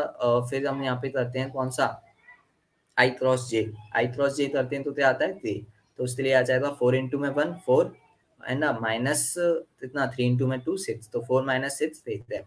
तो ये वैल्यू समझ में आ गई होती है। एल वेक्टर अब यहाँ से आ जाएगा, कितना हो गया, -4 + 4 कितना हो गया 0, तो आई तक तो यहाँ पे आएगा नहीं, और 3 - 2 1, 1 जे तक पर आधे माइनस है तो माइनस जे तक हो जाएगा, 4 - 6 -2 -2 देते हैं होते हैं यहाँ पे, तो वैल्यू निकलती कितनी आएगी फाइनल, -2 देते हैं, ये वैल्यू वेक्टर प्रोडक्ट से आएगी। अब यहाँ पे हम देख सकते हैं कि हाँ एल वेक्टर -2 देते हैं, तो कौन सी चीज यहाँ पे मिसिंग है, कौन सा जो है डायरेक्शन वो नहीं है, कौन सा एक्सिस नहीं है, आई तक नहीं है, एक्स एक्सिस, तो इससे अब हम यहाँ पे देख सकते हैं कि अगर एक्स एक्सिस नहीं है तो उससे ही यहाँ पे परपेंडिकुलर होगा, जो मिसिंग है उससे परपेंडिकुलर होगा, ये चीज हमें पता होनी चाहिए कि हाँ एक्स एक्सिस नहीं है, आई तक नहीं है, तो उससे परपेंडिकुलर होगा यहाँ पे, ये चीज हमें समझ में आनी चाहिए। दो वेक्टर जो है क्रॉस प्रोडक्ट जब करते हैं हम, तो उसमें जो रिजल्टेंट होता है वो उससे एक्सिस में होता है, और रिजल्टेंट और हम देख सकते हैं कि अब यहाँ पे जो है एल वेक्टर एक्स का रिजल्ट यहाँ पे नहीं आ रहा है, और वेक्टर प्रोडक्ट में ये बात बिल्कुल फिक्स होती है कि जब दो वेक्टर प्रोडक्ट जब करते हैं ना, तो उनका जो रिजल्टेंट है, और अगर दो वेक्टर ऐसे हैं जो परपेंडिकुलर है, परपेंडिकुलर वेक्टर्स का वेक्टर प्रोडक्ट हमेशा 0 आता है। ये चीज हम पढ़ते हैं वेक्टर में कि हाँ भाई दो परपेंडिकुलर वेक्टर हैं अपने पास, अगर उसका हम क्रॉस प्रोडक्ट करेंगे तो कितना आएगा, वो 0 आता है। तो यहाँ पे 0 आ रही है आई की वैल्यू, इसका मतलब ये एक्स एक्सिस क्या रहा होगा, परपेंडिकुलर, तो यहाँ से हम देख सकते हैं चीज। और डॉट प्रोडक्ट में क्या होता है कि जो दो पैरेलल वेक्टर होते हैं उनका डॉट प्रोडक्ट 0 होता है। क्रॉस प्रोडक्ट में तो क्या है, दो परपेंडिकुलर वेक्टर का वेक्टर प्रोडक्ट 0 है, जबकि डॉट प्रोडक्ट में दो पैरेलल वेक्टर का जो है डॉट प्रोडक्ट 0 होता है। ये वैल्यू यहाँ से अपने पास रहती है, तो वैसे हमने फाइंड किया कि दिस एक्सिस के परपेंडिकुलर होगा, जो मिसिंग है उससे, ठीक है। आई तक एक्स एक्सिस नहीं है, आई तक 0 आई वैल्यू, तो इसलिए उसके परपेंडिकुलर होगा। तो इसमें किसी को कोई प्रॉब्लम तो नहीं है। वैसे मैंने वेक्टर प्रोडक्ट किया है, ये आपको ये आना चाहिए। हमें सबसे पहले फॉर्मेट बनानी है, फिर उसके बाद हमें पहले क्या करना है, जे क्रॉस ए करना है, फिर आई क्रॉस ए करना है, और फिर आई टैप क्रॉस जे टैप करना है। ये हमें पता होना चाहिए बस। बीच में माइनस के साइन आएंगे, थर्ड वाले में आपको प्लस का साइन लगाना है। ये फॉर्मेट अगर आप में किसी को भी प्रॉब्लम हो तो पूछ सकते हैं इसमें, मैं आपको और बता दूंगा इस फॉर्मेट का।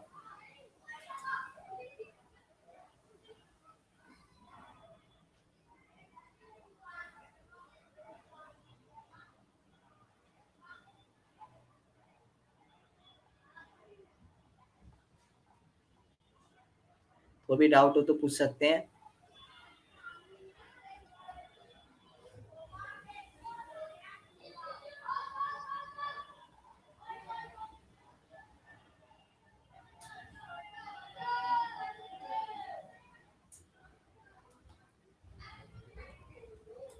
तो अब हम आगे देखते हैं क्वेश्चन जो है अपने पास। वेक्टर प्रोडक्ट वाला आपको क्लियर हो गया होगा, रोटेशन मोशन से जो क्वेश्चन था।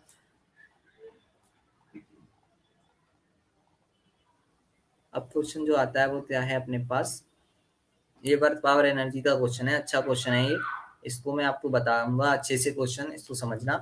इसमें क्या है अपने पास, a constant power p is applied to a particle of mass m, है ना। एक मास m का पार्टिकल है, उसके ऊपर कांस्टेंट पावर p अप्लाई हो रही है। Distance travel by the particle when its velocity increase from v1 to v2। अब इसमें क्या बोला है कि जब उस पार्टिकल की वेलोसिटी v1 से v2 तक इंक्रीज होती है, तो वो कितनी डिस्टेंस ट्रेवल करेगा उस टाइम में, वो चीज़ यहाँ पे पूछी है। केवल क्या है कि हमें वेलोसिटी, बस हमें पावर दिया है कि पावर भी अप्लाई हो रही है लगातार, क्योंकि कोई ना कोई फोर्स तो होना चाहिए जिससे वो ट्रेवल कर सके आगे। तो पी पावर यहाँ पे अप्लाई है, और वेलोसिटी इनिशियल है v1 और उसको इंक्रीज कर दिया v2 तक, कितनी डिस्टेंस ट्रेवल करेगा। तो अब इस क्वेश्चन को हमें सॉल्व करना है अच्छे से। वैसे अब ये क्वेश्चन सबसे पहले तो हमें चकरा देता है दिमाग को कि हाँ इसमें कौन सी चीज़ अप्लाई करें कौन सी नहीं करें। पावर वाला सिस्टम है तो कहीं ना कहीं पावर बर्थ इससे रिलेटेड है ये, है ना। तो इसको हम कैसे सॉल्व कर सकते हैं वो चीज़ मैं आपको बताता हूँ पहले। फिर उसका मैं एक आपको शॉर्ट वो बताऊंगा कि क्वेश्चन को हम ऑप्शन से भी इसको कैसे करेंगे।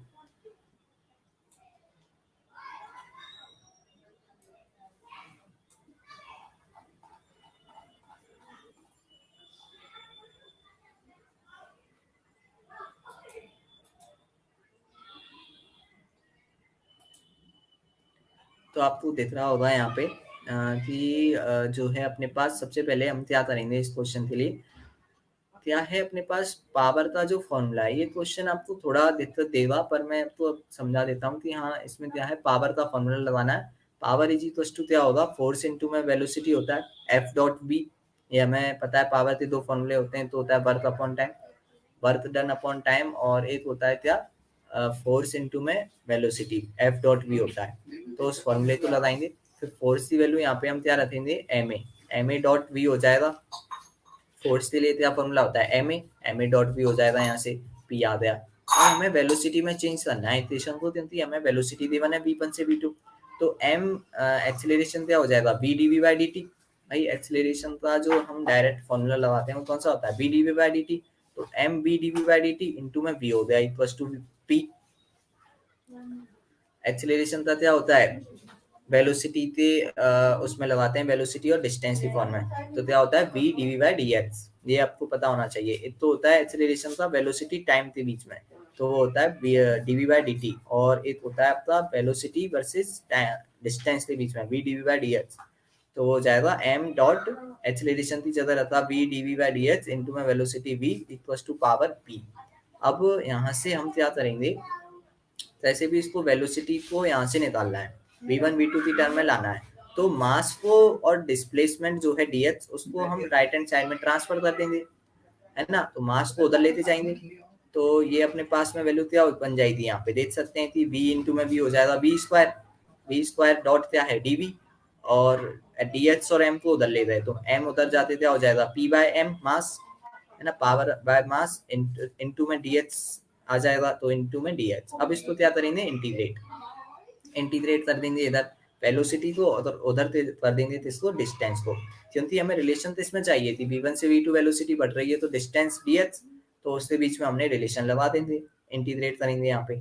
अब लिमिट क्या रखेंगे इंटीग्रेट करने के लिए, तो इंटीग्रेट करने के लिए वेलोसिटी कहाँ से कहाँ तक इंक्रीज हो रही है, लोअर लिमिट अपर लिमिट रख देंगे। v1 से v2 इंक्रीज है तो v1 हो जाएगी लोअर लिमिट, अपर लिमिट हो जाएगी v2। डिस्टेंस जो है ना, डिस्टेंस तो हमें भाई कुछ भी नहीं पता है, तो हम तो जीरो से h मान लेंगे, उसको h मान लिया डिस्टेंस, है ना, h निकालना है हमें तो वैल्यू। तो यहाँ पे हम v square d v equal to p by m integrate d x करेंगे, वैल्यू रख दी हमने v1 से v2। अब v स्क्वायर का इंटीग्रेशन क्या होगा, देख सकते हैं भाई v स्क्वायर है तो पावर ऊपर बढ़ जाएगी, v की पावर 3/3 हो जाएगा, ये 2+1 ऐड करते हैं पता है, तो इंटीग्रेट कैसे करते हैं, v 2+1/2+1, लिमिट रख दी v1 से v2। dx का इंटीग्रेशन क्या होगा h, ठीक है, ये ठीक समझ में आया। ये हो गया b की power 3 v cube upon 3, limit रख दी v1 से v2 equal to power upon mass into में डिस्प्लेसमेंट। अब लिमिट वैल्यू पुट कर देंगे v1 और v2 को, तो ये हो जाएगा v2 cube upon 3 minus v1 cube upon 3 equal to power divide by mass into में डिस्प्लेसमेंट। अब यहाँ से हमारे पास में ये आ गया, डिस्प्लेसमेंट को ले लें और पावर और मास को उधर वो करेंगे, लेफ्ट हैंड साइड पे ट्रांसफर करेंगे। तो 3 को पहले कॉमन ले लिया इधर से, तो क्या बचा अपने पास m/3p, पावर और 3 को कॉमन ले लिया 1/3 को, तो 1/3 इंटू वी टू का क्यूब माइनस v1 का क्यूब, ये आएगा, है ना, 1/3। और जब मास पावर अपॉन मास को उधर ट्रांसफर करेंगे तो हो जाएगा मास अपॉन पावर, तो mass upon 3 into P, m/3 into P into में v2 cube minus v1 cube, ये वैल्यू निकल के आएगी, जो आपके पास में ऑप्शन थर्ड बनता है। तो ये अपने पास में पूरा एक डेरिवेशन टाइप में बन जाता है। समझ में आया होगा कैसे किया हमने। सबसे पहले हमने स्टार्टिंग कहाँ से की, हमने किया पावर से। पावर दिया है, वेलोसिटी दी है, तो पावर और वेलोसिटी में एक ही फॉर्मूला लगता है, power is equal to force into में वेलोसिटी, एफ डॉट वी वाला। ठीक है, पूरा वेलोसिटी में चेंज करना है इसलिए फोर्स लगा दिया एम ए। एक्सेलरेशन को वेलोसिटी और डिस्प्लेसमेंट में चेंज किया v d v by d h से। ठीक है, m v d v by d h v equal to p. अब हमें केवल वेलोसिटी चाहिए तो मास और डिस्प्लेसमेंट को ट्रांसफर कर दिया, तो v square d v equal to p by m integration d h. फिर इंटीग्रेट किया, वी स्क्वायर का integration v cube by 3, d h का इंटीग्रेशन एच। फिर लिमिट पुट थी v1 से v2, लिमिट पुट थी, क्या हुआ v2 cube upon 3 minus v1 cube upon 3 equals to p by m into H.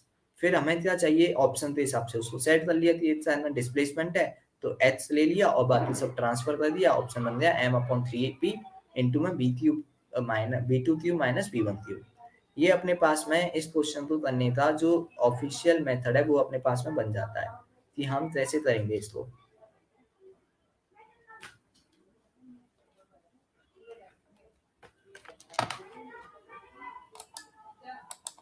इस वाले में अगर कोई डाउट हो तो पूछें। इस वाले में कोई भी डाउट हो तो पूछ सकते हैं। इस वाले मेथड में ये क्वेश्चन मतलब मेरे हिसाब से तो ये टफ क्वेश्चन है। अगर आपने कर लिया हो तो अच्छी बात है, और नहीं किया तो आपको समझ में अब आ जाना चाहिए क्वेश्चन का मेथड। ये मेथड आपको लगभग बार बार में इस क्वेश्चन को प्रैक्टिस करेंगे तो आ जाएगा ये। किसी को भी कोई डाउट हो इस मेथड में तो पूछ लें।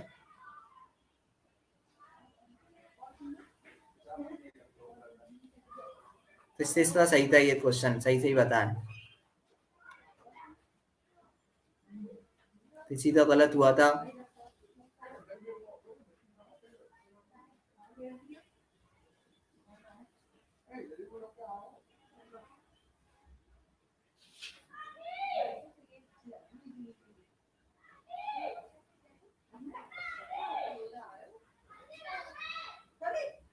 हाँ ये ब्लर थोड़ा ब्लर हो रहा है, पर मैंने आपको बोल के समझाया है। अगर कोई भी डाउट हो तो पूछ सकते हैं। इसमें बोल के मैंने आपको समझा दिया है मैक्सिमम।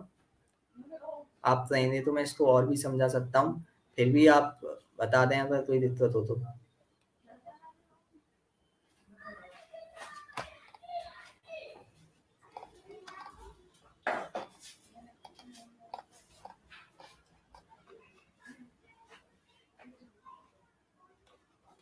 अब मैं इसको आपको एक और, अगर इतना बड़ा ना करना हो तो आपको ऑप्शन से कैसे इसको एलिमिनेट करेंगे वो मैं आपको बता देता हूँ एक बार। आप यूनिट से भी इसको एलिमिनेट कर सकते हैं सीधे ही देखते कि हमें यहाँ पे क्या पता है। हमसे पूछा है डिस्टेंस, डिस्टेंस पूछा है मतलब एच, यानी यूनिट क्या होनी चाहिए मीटर में। L1 आनी चाहिए हमारे पास में क्या जो है डायमेंशन। तो हम इसको कैसे देख सकते हैं कि हम इसमें ऑप्शन थी डायमेंशन निकालें, और कौन से ऑप्शन की डायमेंशन जो है डिस्टेंस के इक्वल्स है, तो हम उससे यहाँ पे फाइंड कर सकते हैं। चेक करेंगे ना तो आपको मिल जाएगा ये लगभग। आप इसको चेक करेंगे तो थर्ड ऑप्शन आप फर्स्ट सेकंड थर्ड आप जल्दी जल्दी चेक कर सकते हैं। तो चेक करेंगे तो यहाँ से आ जाएगा। मास को आप m1 रखना, पावर है, पावर के लिए आप क्या रखेंगे, पावर बर्थ अपॉन टाइम है तो उसकी आप निकाल सकते हैं। बर्थ के लिए आप रखेंगे m1 l2 t minus two upon time t, और इनटू में v2 cube minus v1 cube करेंगे तो वेलोसिटी की डायमेंशन क्या होती है एल टी माइनस वन, उसका क्यूब क्या होगा एल थ्री एल और टी माइनस थ्री। इसको सॉल्व करेंगे ना तो आपके पास एल ही आएगी जो है डायमेंशन, बाकी ऑप्शन में ऐसा नहीं है। तो उससे आप इसको काफी जल्दी कर सकते हैं यूनिट देखते डायमेंशन देखते भी। ये आपको अगर नहीं आ रहा हो तरीका कि हाँ भाई कैसे सॉल्व करें तो उस टाइम के लिए आपके पास एक जुगाड़ टाइप में बन जाता है ये, है ना। बाकी तो आपको जो है मेन मेथड से करना ही है।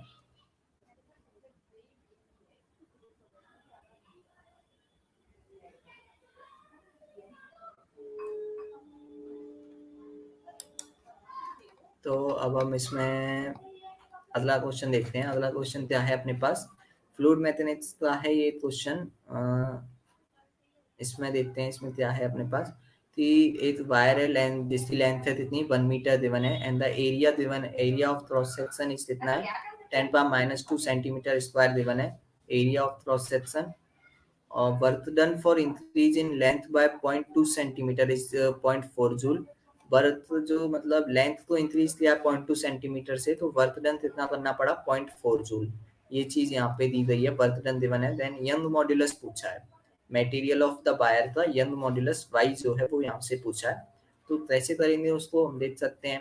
इनिशियल लेंथ 1 मीटर है, 0.2 सेंटीमीटर से लेंथ को इंक्रीज किया है, फिर 0.2 सेंटीमीटर से इंक्रीज किया तो फाइनल लेंथ आ जाएगी। वर्क डन उसके लिए 0.4 जूल है। तो क्रॉस सेक्शन एरिया अपने पास 10⁻² सेंटीमीटर स्क्वायर है। अब देखते हैं कैसे इसको सॉल्व करेंगे। वैसे तो डायरेक्ट फॉर्मूला होता है अपने पास एनर्जी का, उससे इसको हम लगा सकते हैं।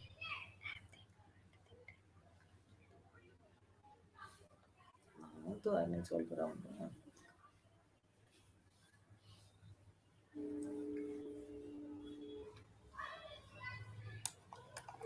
तो इस क्वेश्चन को हम देखें तो हम इसको एनर्जी से कर लेंगे डायरेक्टली।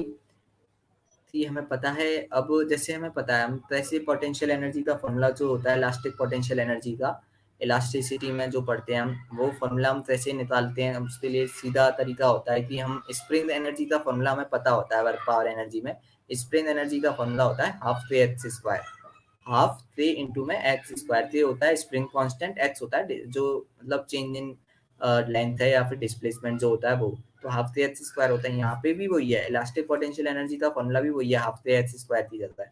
बस यहाँ पे के की जगह हमें क्या लिखना है, y a by l, Young modulus into में एरिया अपॉन लेंथ। और एक्स जो है यहाँ पे वहां डिस्प्लेसमेंट होता है, यहाँ होता है change in length delta L. तो वही है यहाँ पे हाफ के एक्स स्क्वायर लगाना है, के की जगह क्या लगना रखना है y a by l, into में डिस्प्लेसमेंट की जगह क्या हो जाएगा delta l, change in length. तो ये फॉर्मूला अपने पास लगता है हाफ इंटू में y a by l into delta l square. उसको यहाँ पे वैल्यू वही अपने पास क्या है, इलास्टिक पोटेंशियल एनर्जी, वही यहाँ पे वर्क डन होता है। तो work done equals to potential energy को हो जाएगा, तो इसलिए यहाँ पे वैल्यू पुट कर सकते हैं अब हम। वर्क डन हमें पता है, यंग मॉड्यूलस हमें कैलकुलेट करना है, एरिया गिवन है, लेंथ गिवन है, change in length 0.2 centimetre given है। सॉल्व करेंगे आंसर आ जाएगा यहाँ पे। तो सिंपल ही क्वेश्चन है, एरिया 10⁻6 हो जाएगा ये। लेंथ 0.2 सेंटीमीटर है, चेंज इन लेंथ उसको मीटर में चेंज करेंगे, इंटू 10⁻2 स्क्वायर कर देंगे अपॉन एल, लेंथ हो जाएगी 1 इनिशियल लेंथ। तो यहाँ पे बाई निकाल सकते हैं हम, कितना होगा पॉइंट, सॉल्व कर सकते हैं ना इसको। तो कितना आएगा ये 2 इंटू 10⁻11 न्यूटन पर मीटर स्क्वायर आता है ये वैल्यू सॉल्व करने के बाद। फॉर्मूले में वैल्यू रखनी है बस, हाफ के एक्स स्क्वायर में हाफ इंटू में by A by l into में डेल्टा एल स्क्वायर। समझ में आ रहा होगा, ये सिंपल ही है। आपके पास काफी क्वेश्चन मिलते हैं इसमें, इलास्टिसिटी में जो क्वेश्चन बनते हैं मेनली आपको इस पे बनते हैं, इसी पे वर्क पे और एनर्जी के ऊपर भी बनते हैं। आपको एनर्जी डायरेक्ट भी पूछ ली जाती है ना। मेनली यंग मॉड्यूलस कैलकुलेट करवाते हैं, चेंज इन लेंथ कैलकुलेट करा लेते हैं वो। यही सिंपल टाइप के क्वेश्चन बनते हैं। फ्लूइड मैकेनिक्स आपको पता ही होगा, फ्लूइड मैकेनिक्स का जो वेटेज है वो बहुत ही ज़्यादा है नीट में। नीट और जेई दोनों में ही बहुत ज़्यादा वेटेज है, और सिंपल टाइप ऑफ चैप्टर है ये, तो इसमें तो किसी को कोई प्रॉब्लम भी नहीं होती। तो इस क्वेश्चन में कोई भी डाउट हो तो पूछ लें इलास्टिसिटी वाले में।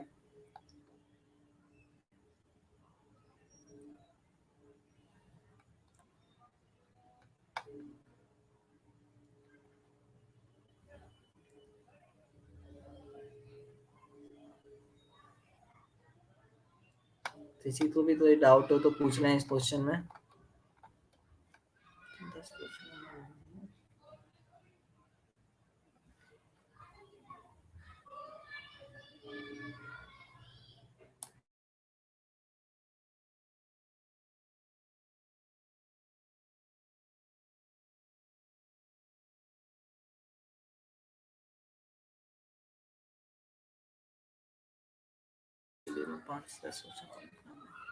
तो अब हम आगे बढ़ते हैं। अगला क्वेश्चन जो है अपना वो क्या है, ये अपने पास सर्कुलर नहीं, क्वेश्चन में बोला है what angle with the horizontal should a ball be thrown so that its range R is related to the time of flight as, मतलब R equals to 5t square बोला है।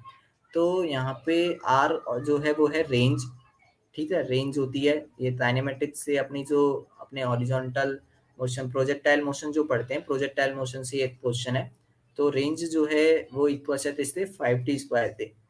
तो 5t² थे equals है, तो टाइम ऑफ फ्लाइट हो जाएगा t। अब यहाँ पे हमसे पूछा है एंगल, पूछा है हॉरिजॉन्टल के साथ में, तो इस एंगल से हमें करना चाहिए, मतलब फेंकना चाहिए, तो वो पूछा है, तो r इज इक्वल्स टू क्या हो जाएगा 5t²। अब इसको देखेंगे कैसे करना है, हमें दोनों फॉर्मूले लगाने पड़ेंगे, रेंज और उससे, उसको मैं आपको बता देता हूँ, एक बार कर ही लिया होगा वैसे तो आपने, पर किसी को डाउट हो तो सॉल्व करा देते हैं हम।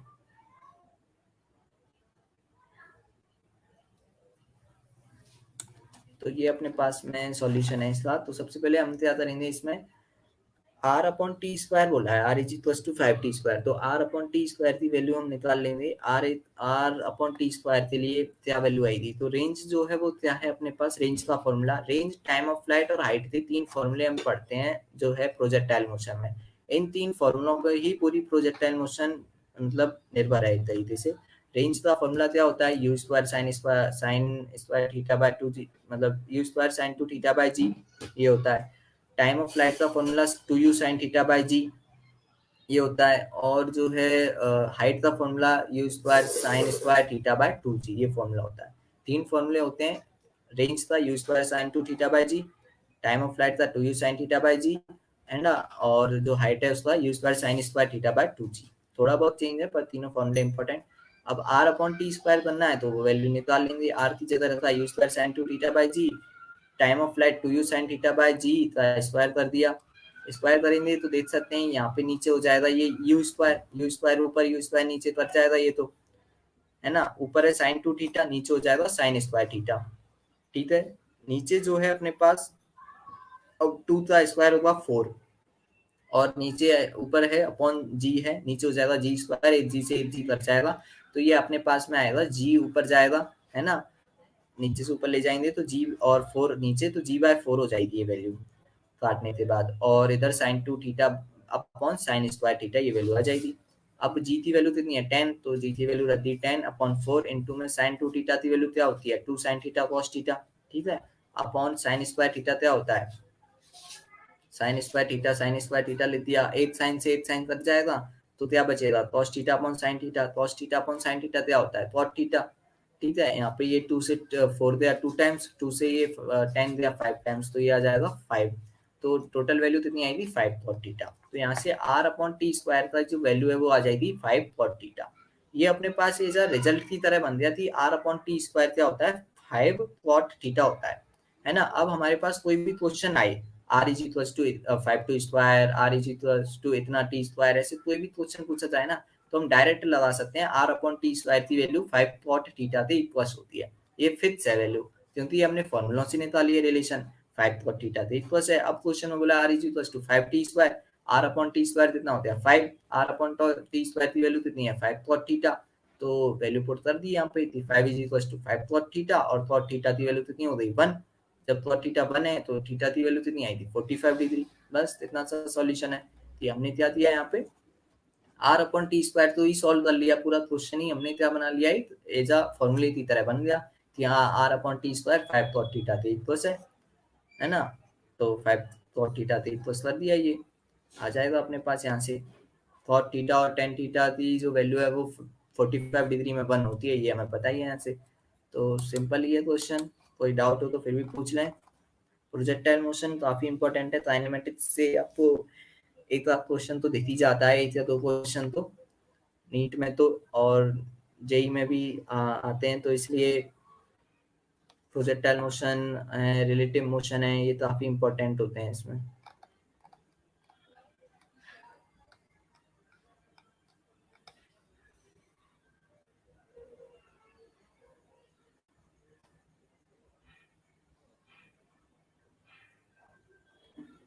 कोई भी डाउट हो तो पूछ लें।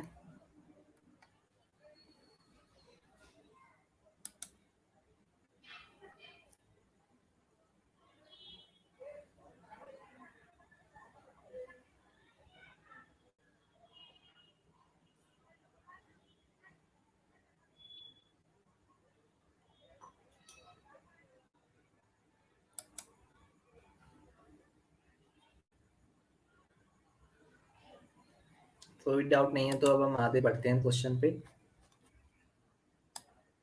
9 तक अपने हो गए हैं। अब हम थोड़ा जल्दी जल्दी सॉल्व करेंगे। कोई भी आपको अगर डाउट लगे बीच में तो आप रोक सकते हैं मुझे।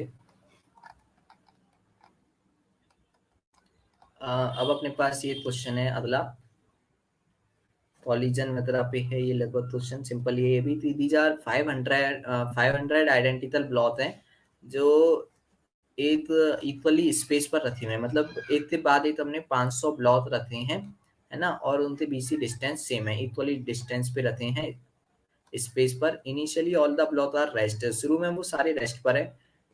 अब हमने क्या किया, ब्लॉक 1 में धक्का दिया, पुश दिया उसको, मतलब उसको फोर्स दिया जिससे वो है बी वेलोसिटी से मूव करने लग गया, ठीक है, 2 की तरफ। अब होगा क्या कि 1 ब्लॉक जो है वो 2 से टकराएगा, फिर 2 3 से टकराएगा, ऐसे कर करके कॉलिजन होती जाएंगी, ठीक है। तो यहाँ पे क्या कौन सी कॉलिजन हो रही है, ये बोला है हमें कि all collisions are perfectly inelastic.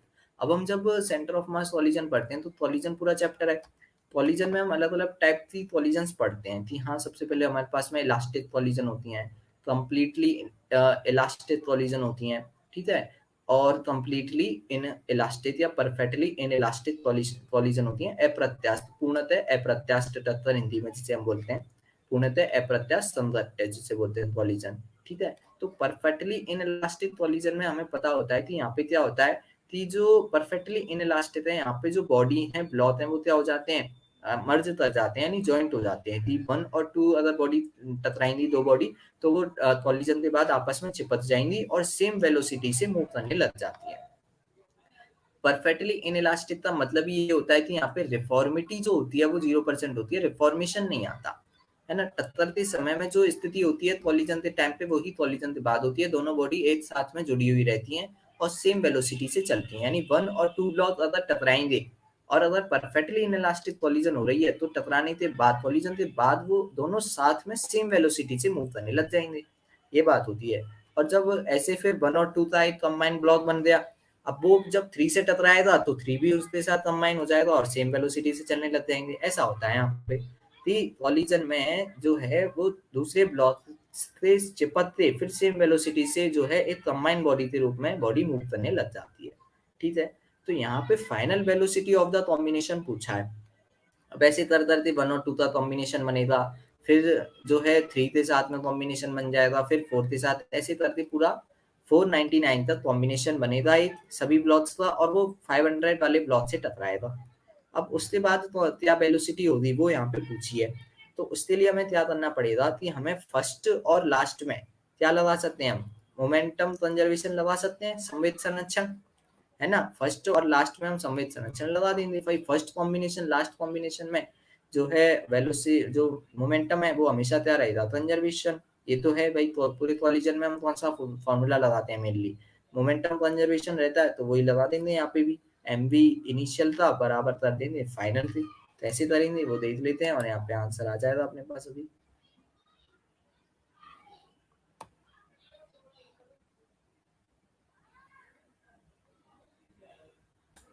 तो यहाँ पे हम देख सकते हैं कि भाई एम एम मान की हमने मान लिया कि मास जो है वो एम है बॉडी का, एम मास की जो है बॉडी है 500 तक रखी हुई है, रेस्ट पर है सारी बॉडी, ठीक है। हमने पहली बॉडी तो बी वेलोसिटी दी, तो हमने वो ये थी 500 तक लास्ट कॉम्बिनेशन जो होगा उसकी वेलोसिटी क्या होगी, तो उसके लिए हम क्या करेंगे, यहाँ पे कॉम्बिनेशन बना लेंगे। तो पी इनिशियल वेक्टर क्या हो जाएगा, पी फाइनल वेक्टर थे फर्स्ट वाले का लास्ट के बराबर कर देंगे। फर्स्ट बॉडी का क्या है, एम वी इनिशियल मोमेंटम तो हमने इतना दिया एम वी के इक्वल, फाइनल जाते वो क्या हो जाएगा 500 एम का पूरा ब्लॉक बन जाएगा लास्ट में, तो 499 एम प्लस एम कितना हो जाएगा 500 एम इंटू में वेलोसिटी वी वेक्टर। तो यहाँ से एम कट जाएगा, तो वी वेक्टर जो है फाइनल कॉम्बिनेशन की वेलोसिटी क्या आ जाएगी, वी बाय 500 डायरेक्ट आ जाएगी अपने पास। ये थी फाइनल कॉम्बिनेशन है तो 500 मास आएगा 500 एम, तो फाइनल कॉम्बिनेशन की वेलोसिटी वी बाय 500 हो जाएगी। डायरेक्ट कर सकते हैं इसको तो हम बिना लिखे भी। मोमेंटम कंजर्वेशन से आपको काफी क्वेश्चन देखेंगे, तो इसलिए आपको ये आना चाहिए। कॉलिजन काफी इंपॉर्टेंट है, सेंटर ऑफ मास कॉलिजन से आपको एक या दो क्वेश्चन तो दिख ही जाते हैं, उसमें कॉलिजन से तो पता ही क्वेश्चन आता है हर साल।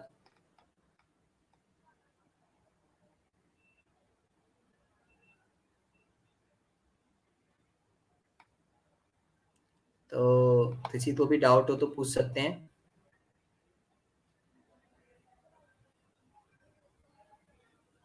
कोई डाउट हो तो पूछ रहे हैं इस क्वेश्चन में, किसी का जिसका गलत हुआ हो वो पूछ सकते हैं।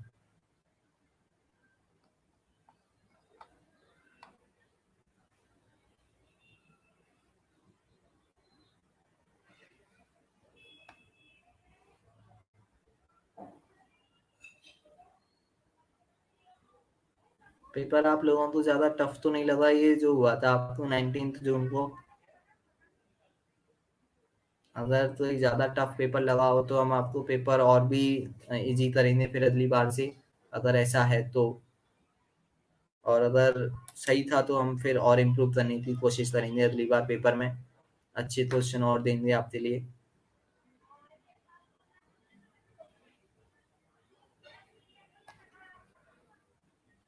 तो अब हम आगे बढ़ सकते हैं।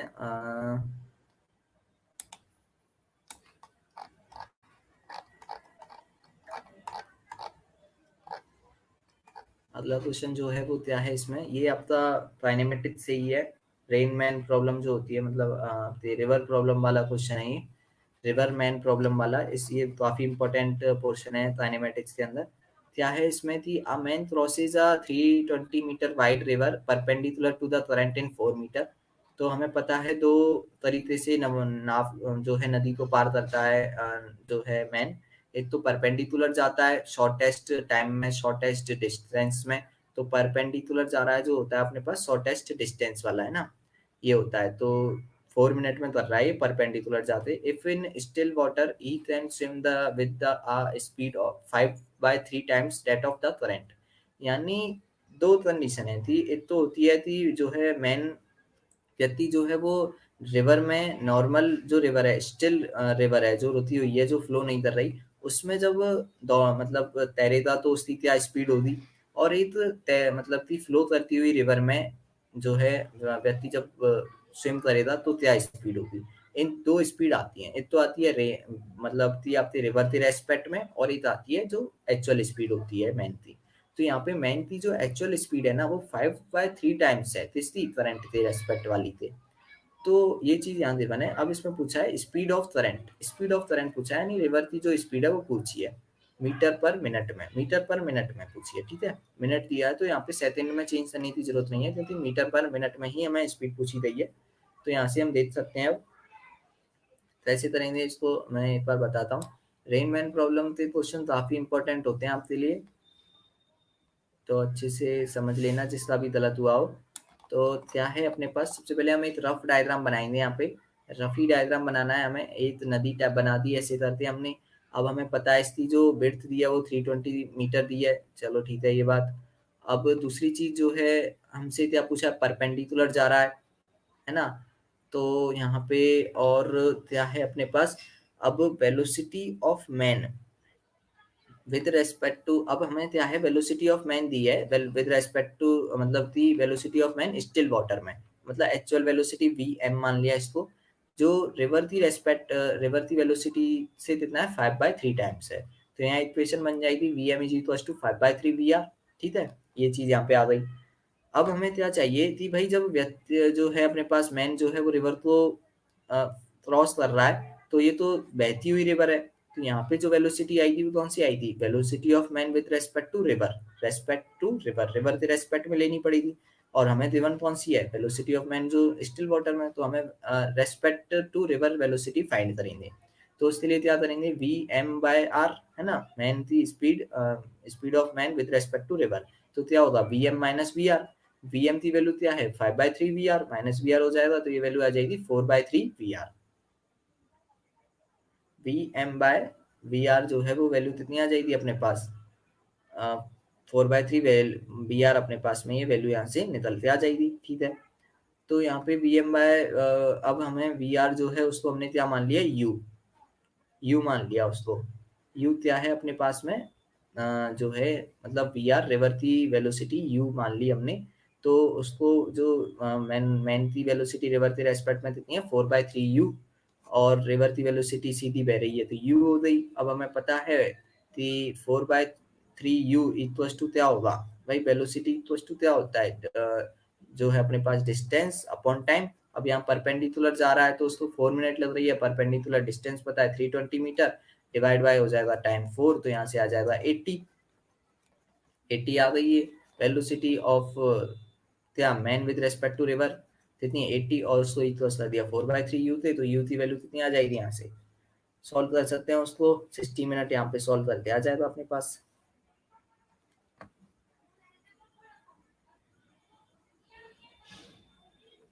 तो ये इक्वेशन समझ में आ गई होगी, कैसे किया इसको हमने कि हाँ भाई यहाँ पे जो है विड्थ दी है 320 मीटर, डायग्राम बना लिया with velocity of man with respect to river हमें निकालनी है, तो b m by B r कर दिया, b M minus B r, b m की वैल्यू कितनी है 5/3 बी आर, रिलेशन जो दिया उससे सॉल्व करते कितना आ जाएगा 60 मिनट। कोई डाउट हो तो पूछ सकते हैं।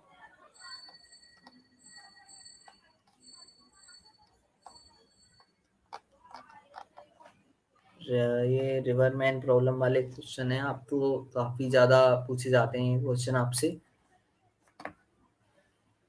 इसमें आपसे जो है और क्या टाइप का क्वेश्चन बन सकता है, इसमें आपको जो है ये तो आपका शॉर्टेस्ट टाइम डिस्टेंस वाला क्वेश्चन है, परपेंडिकुलर डिस्टेंस वाला,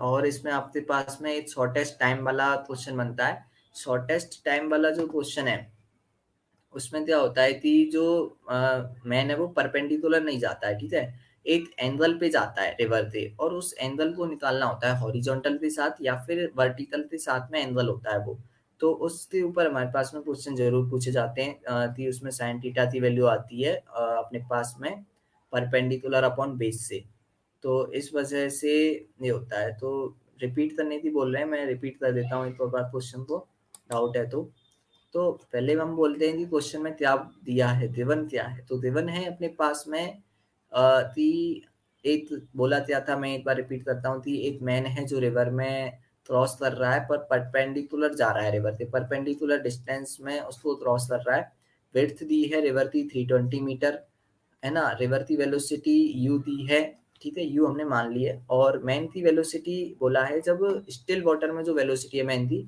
वो रिवर की वेलोसिटी थे 5/3 टाइम्स है, तो V M is equal to 5/3 B R आ जाएगा, ठीक है। अब यहाँ पे हमें क्या निकालना है, मैन की velocity with respect to river हमने निकाल ली V M by B R, तो कितना हो जाएगा B M minus B R, तो वी एम की वैल्यू बी आर की टर्म में कितनी है 5/3 माइनस बी आर, तो ये वैल्यू आ गई with velocity of man with respect to river, ठीक है। अब हमें पता है वेलोसिटी और जो है जो मैन है वो रिवर को कैसे क्रॉस कर रहा है परपेंडिकुलर, और परपेंडिकुलर डिस्टेंस पता है 320 मीटर, टाइम कितना ले रहा है 4 मिनट का, तो हम निकाल सकते हैं वेलोसिटी क्या होगी distance upon time 320 metre divide by 4 minute, तो 80 मीटर पर मिनट में वेलोसिटी आ गई, और वही किसकी इक्वल है 4/3 यू या 4/3 बी आर, है ना, तो यहाँ से अपने पास बी आर की वैल्यू कितनी आ जाएगी 4 से 80 या 20 टाइम्स, 20 इंटू में 3 कितना हो गया 60 मिनट, तो यहाँ से वेलोसिटी कितनी आ गई, मतलब 60 मिनट पर जो है 60 मिनट 60 मीटर पर मिनट जो है अपने पास में वैल्यू आ जाएगी। तो ये अब क्लियर हो गया होगा, किसने पूछा था,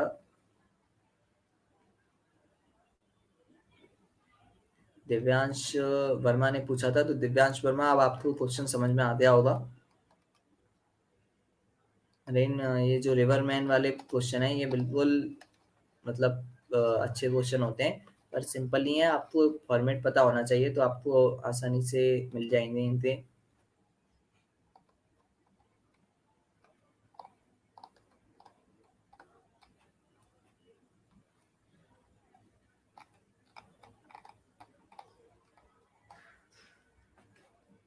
अब हम आगे बढ़ सकते हैं, जो अगला क्वेश्चन है उस पे।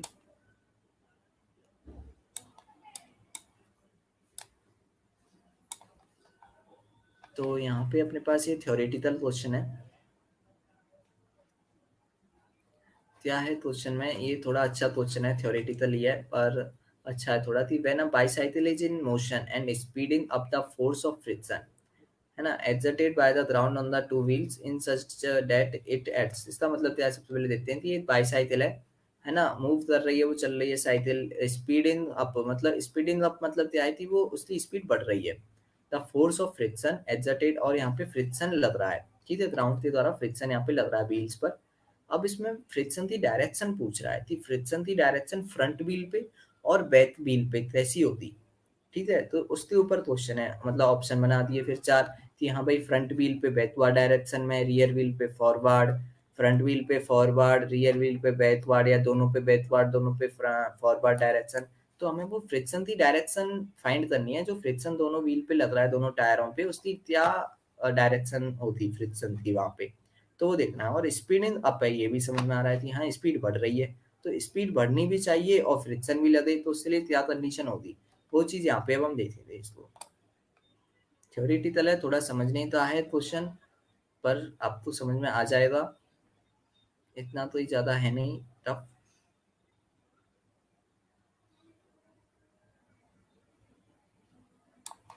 तो आप देख सकते हैं क्वेश्चन को, क्वेश्चन में क्या है कि फॉर, अब यहाँ पे हम देखते हैं कि भाई ये साइकिल है, अपने पास दो टायर हो गए इससे, साइकिल स्पीड अप हो रही है, तो हम बोल सकते हैं कि फ्रंट व्हील जो है, बैक व्हील जो है, उसकी वेलोसिटी क्या होनी चाहिए, v वेलोसिटी से मूव करनी चाहिए। तो अब यहाँ पे जब रोटेशन मोशन हो रहा है, तो बैकवर्ड व्हील का जो वेलोसिटी है वो क्या है, v। v वेलोसिटी जो है उससे हम देख सकते हैं, अब ये फ्रंट व्हील पे जो फ्रिक्शन है वो कहाँ होगा, बैकवर्ड डायरेक्शन पे आएगा।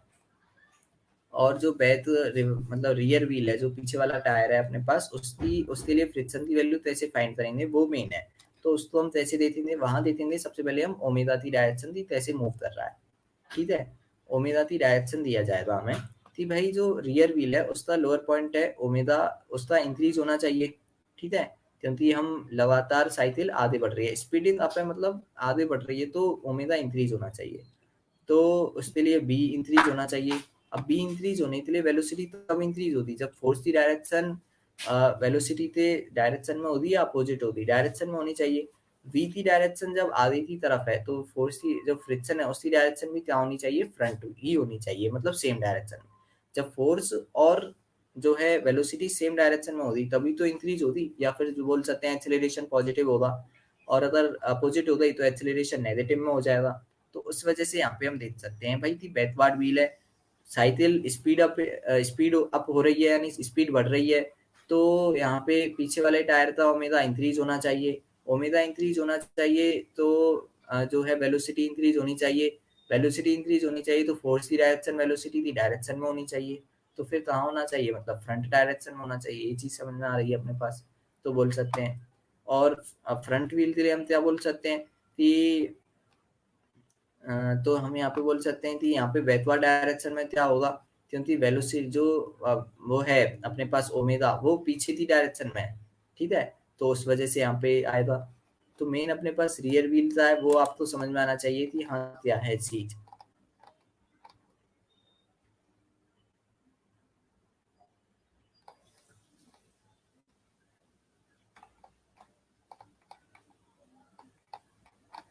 तो ये आपको समझ में आ गया होगा कि जो बैक जो है अपने पास बैक व्हील, उसके लिए हम बोल सकते हैं कि भाई जो पीछे वाला टायर है, जब स्पीड आप बोल दिया तो स्पीड बढ़ रही है, स्पीड बढ़ रही है, तो पीछे वाले टायर का ओमेगा इंक्रीज होगा, वेलोसिटी इंक्रीज होनी चाहिए, तो इसकी वजह से फ्रिक्शन की डायरेक्शन जो है वो वेलोसिटी की डायरेक्शन में ही होगी, इसकी वजह से वेलोसिटी इंक्रीज होगी।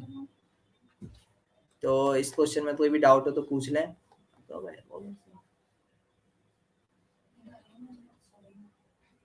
तो अब हम अगली क्लास में डिस्कस करेंगे, बाकी जो फिजिक्स का पेपर बचा है, आज अपना थोड़ा लेट शुरू शुरू हुआ था, इस वजह से पूरा नहीं हो पाया। अगली क्लास में हम इसको पूरा करेंगे फिजिक्स के क्वेश्चंस का। आप अपने जो भी डाउट्स हैं उनको रखें, कोई भी और अगर आपको डाउट हो तो पूछ सकते हैं, नहीं तो हम अगली क्लास में और फिजिक्स के पेपर को ही पूरा डिस्कस करेंगे, 45 क्वेश्चंस को कंप्लीट करेंगे। तो अब आप अब हम सेशन को बंद कर सकते हैं।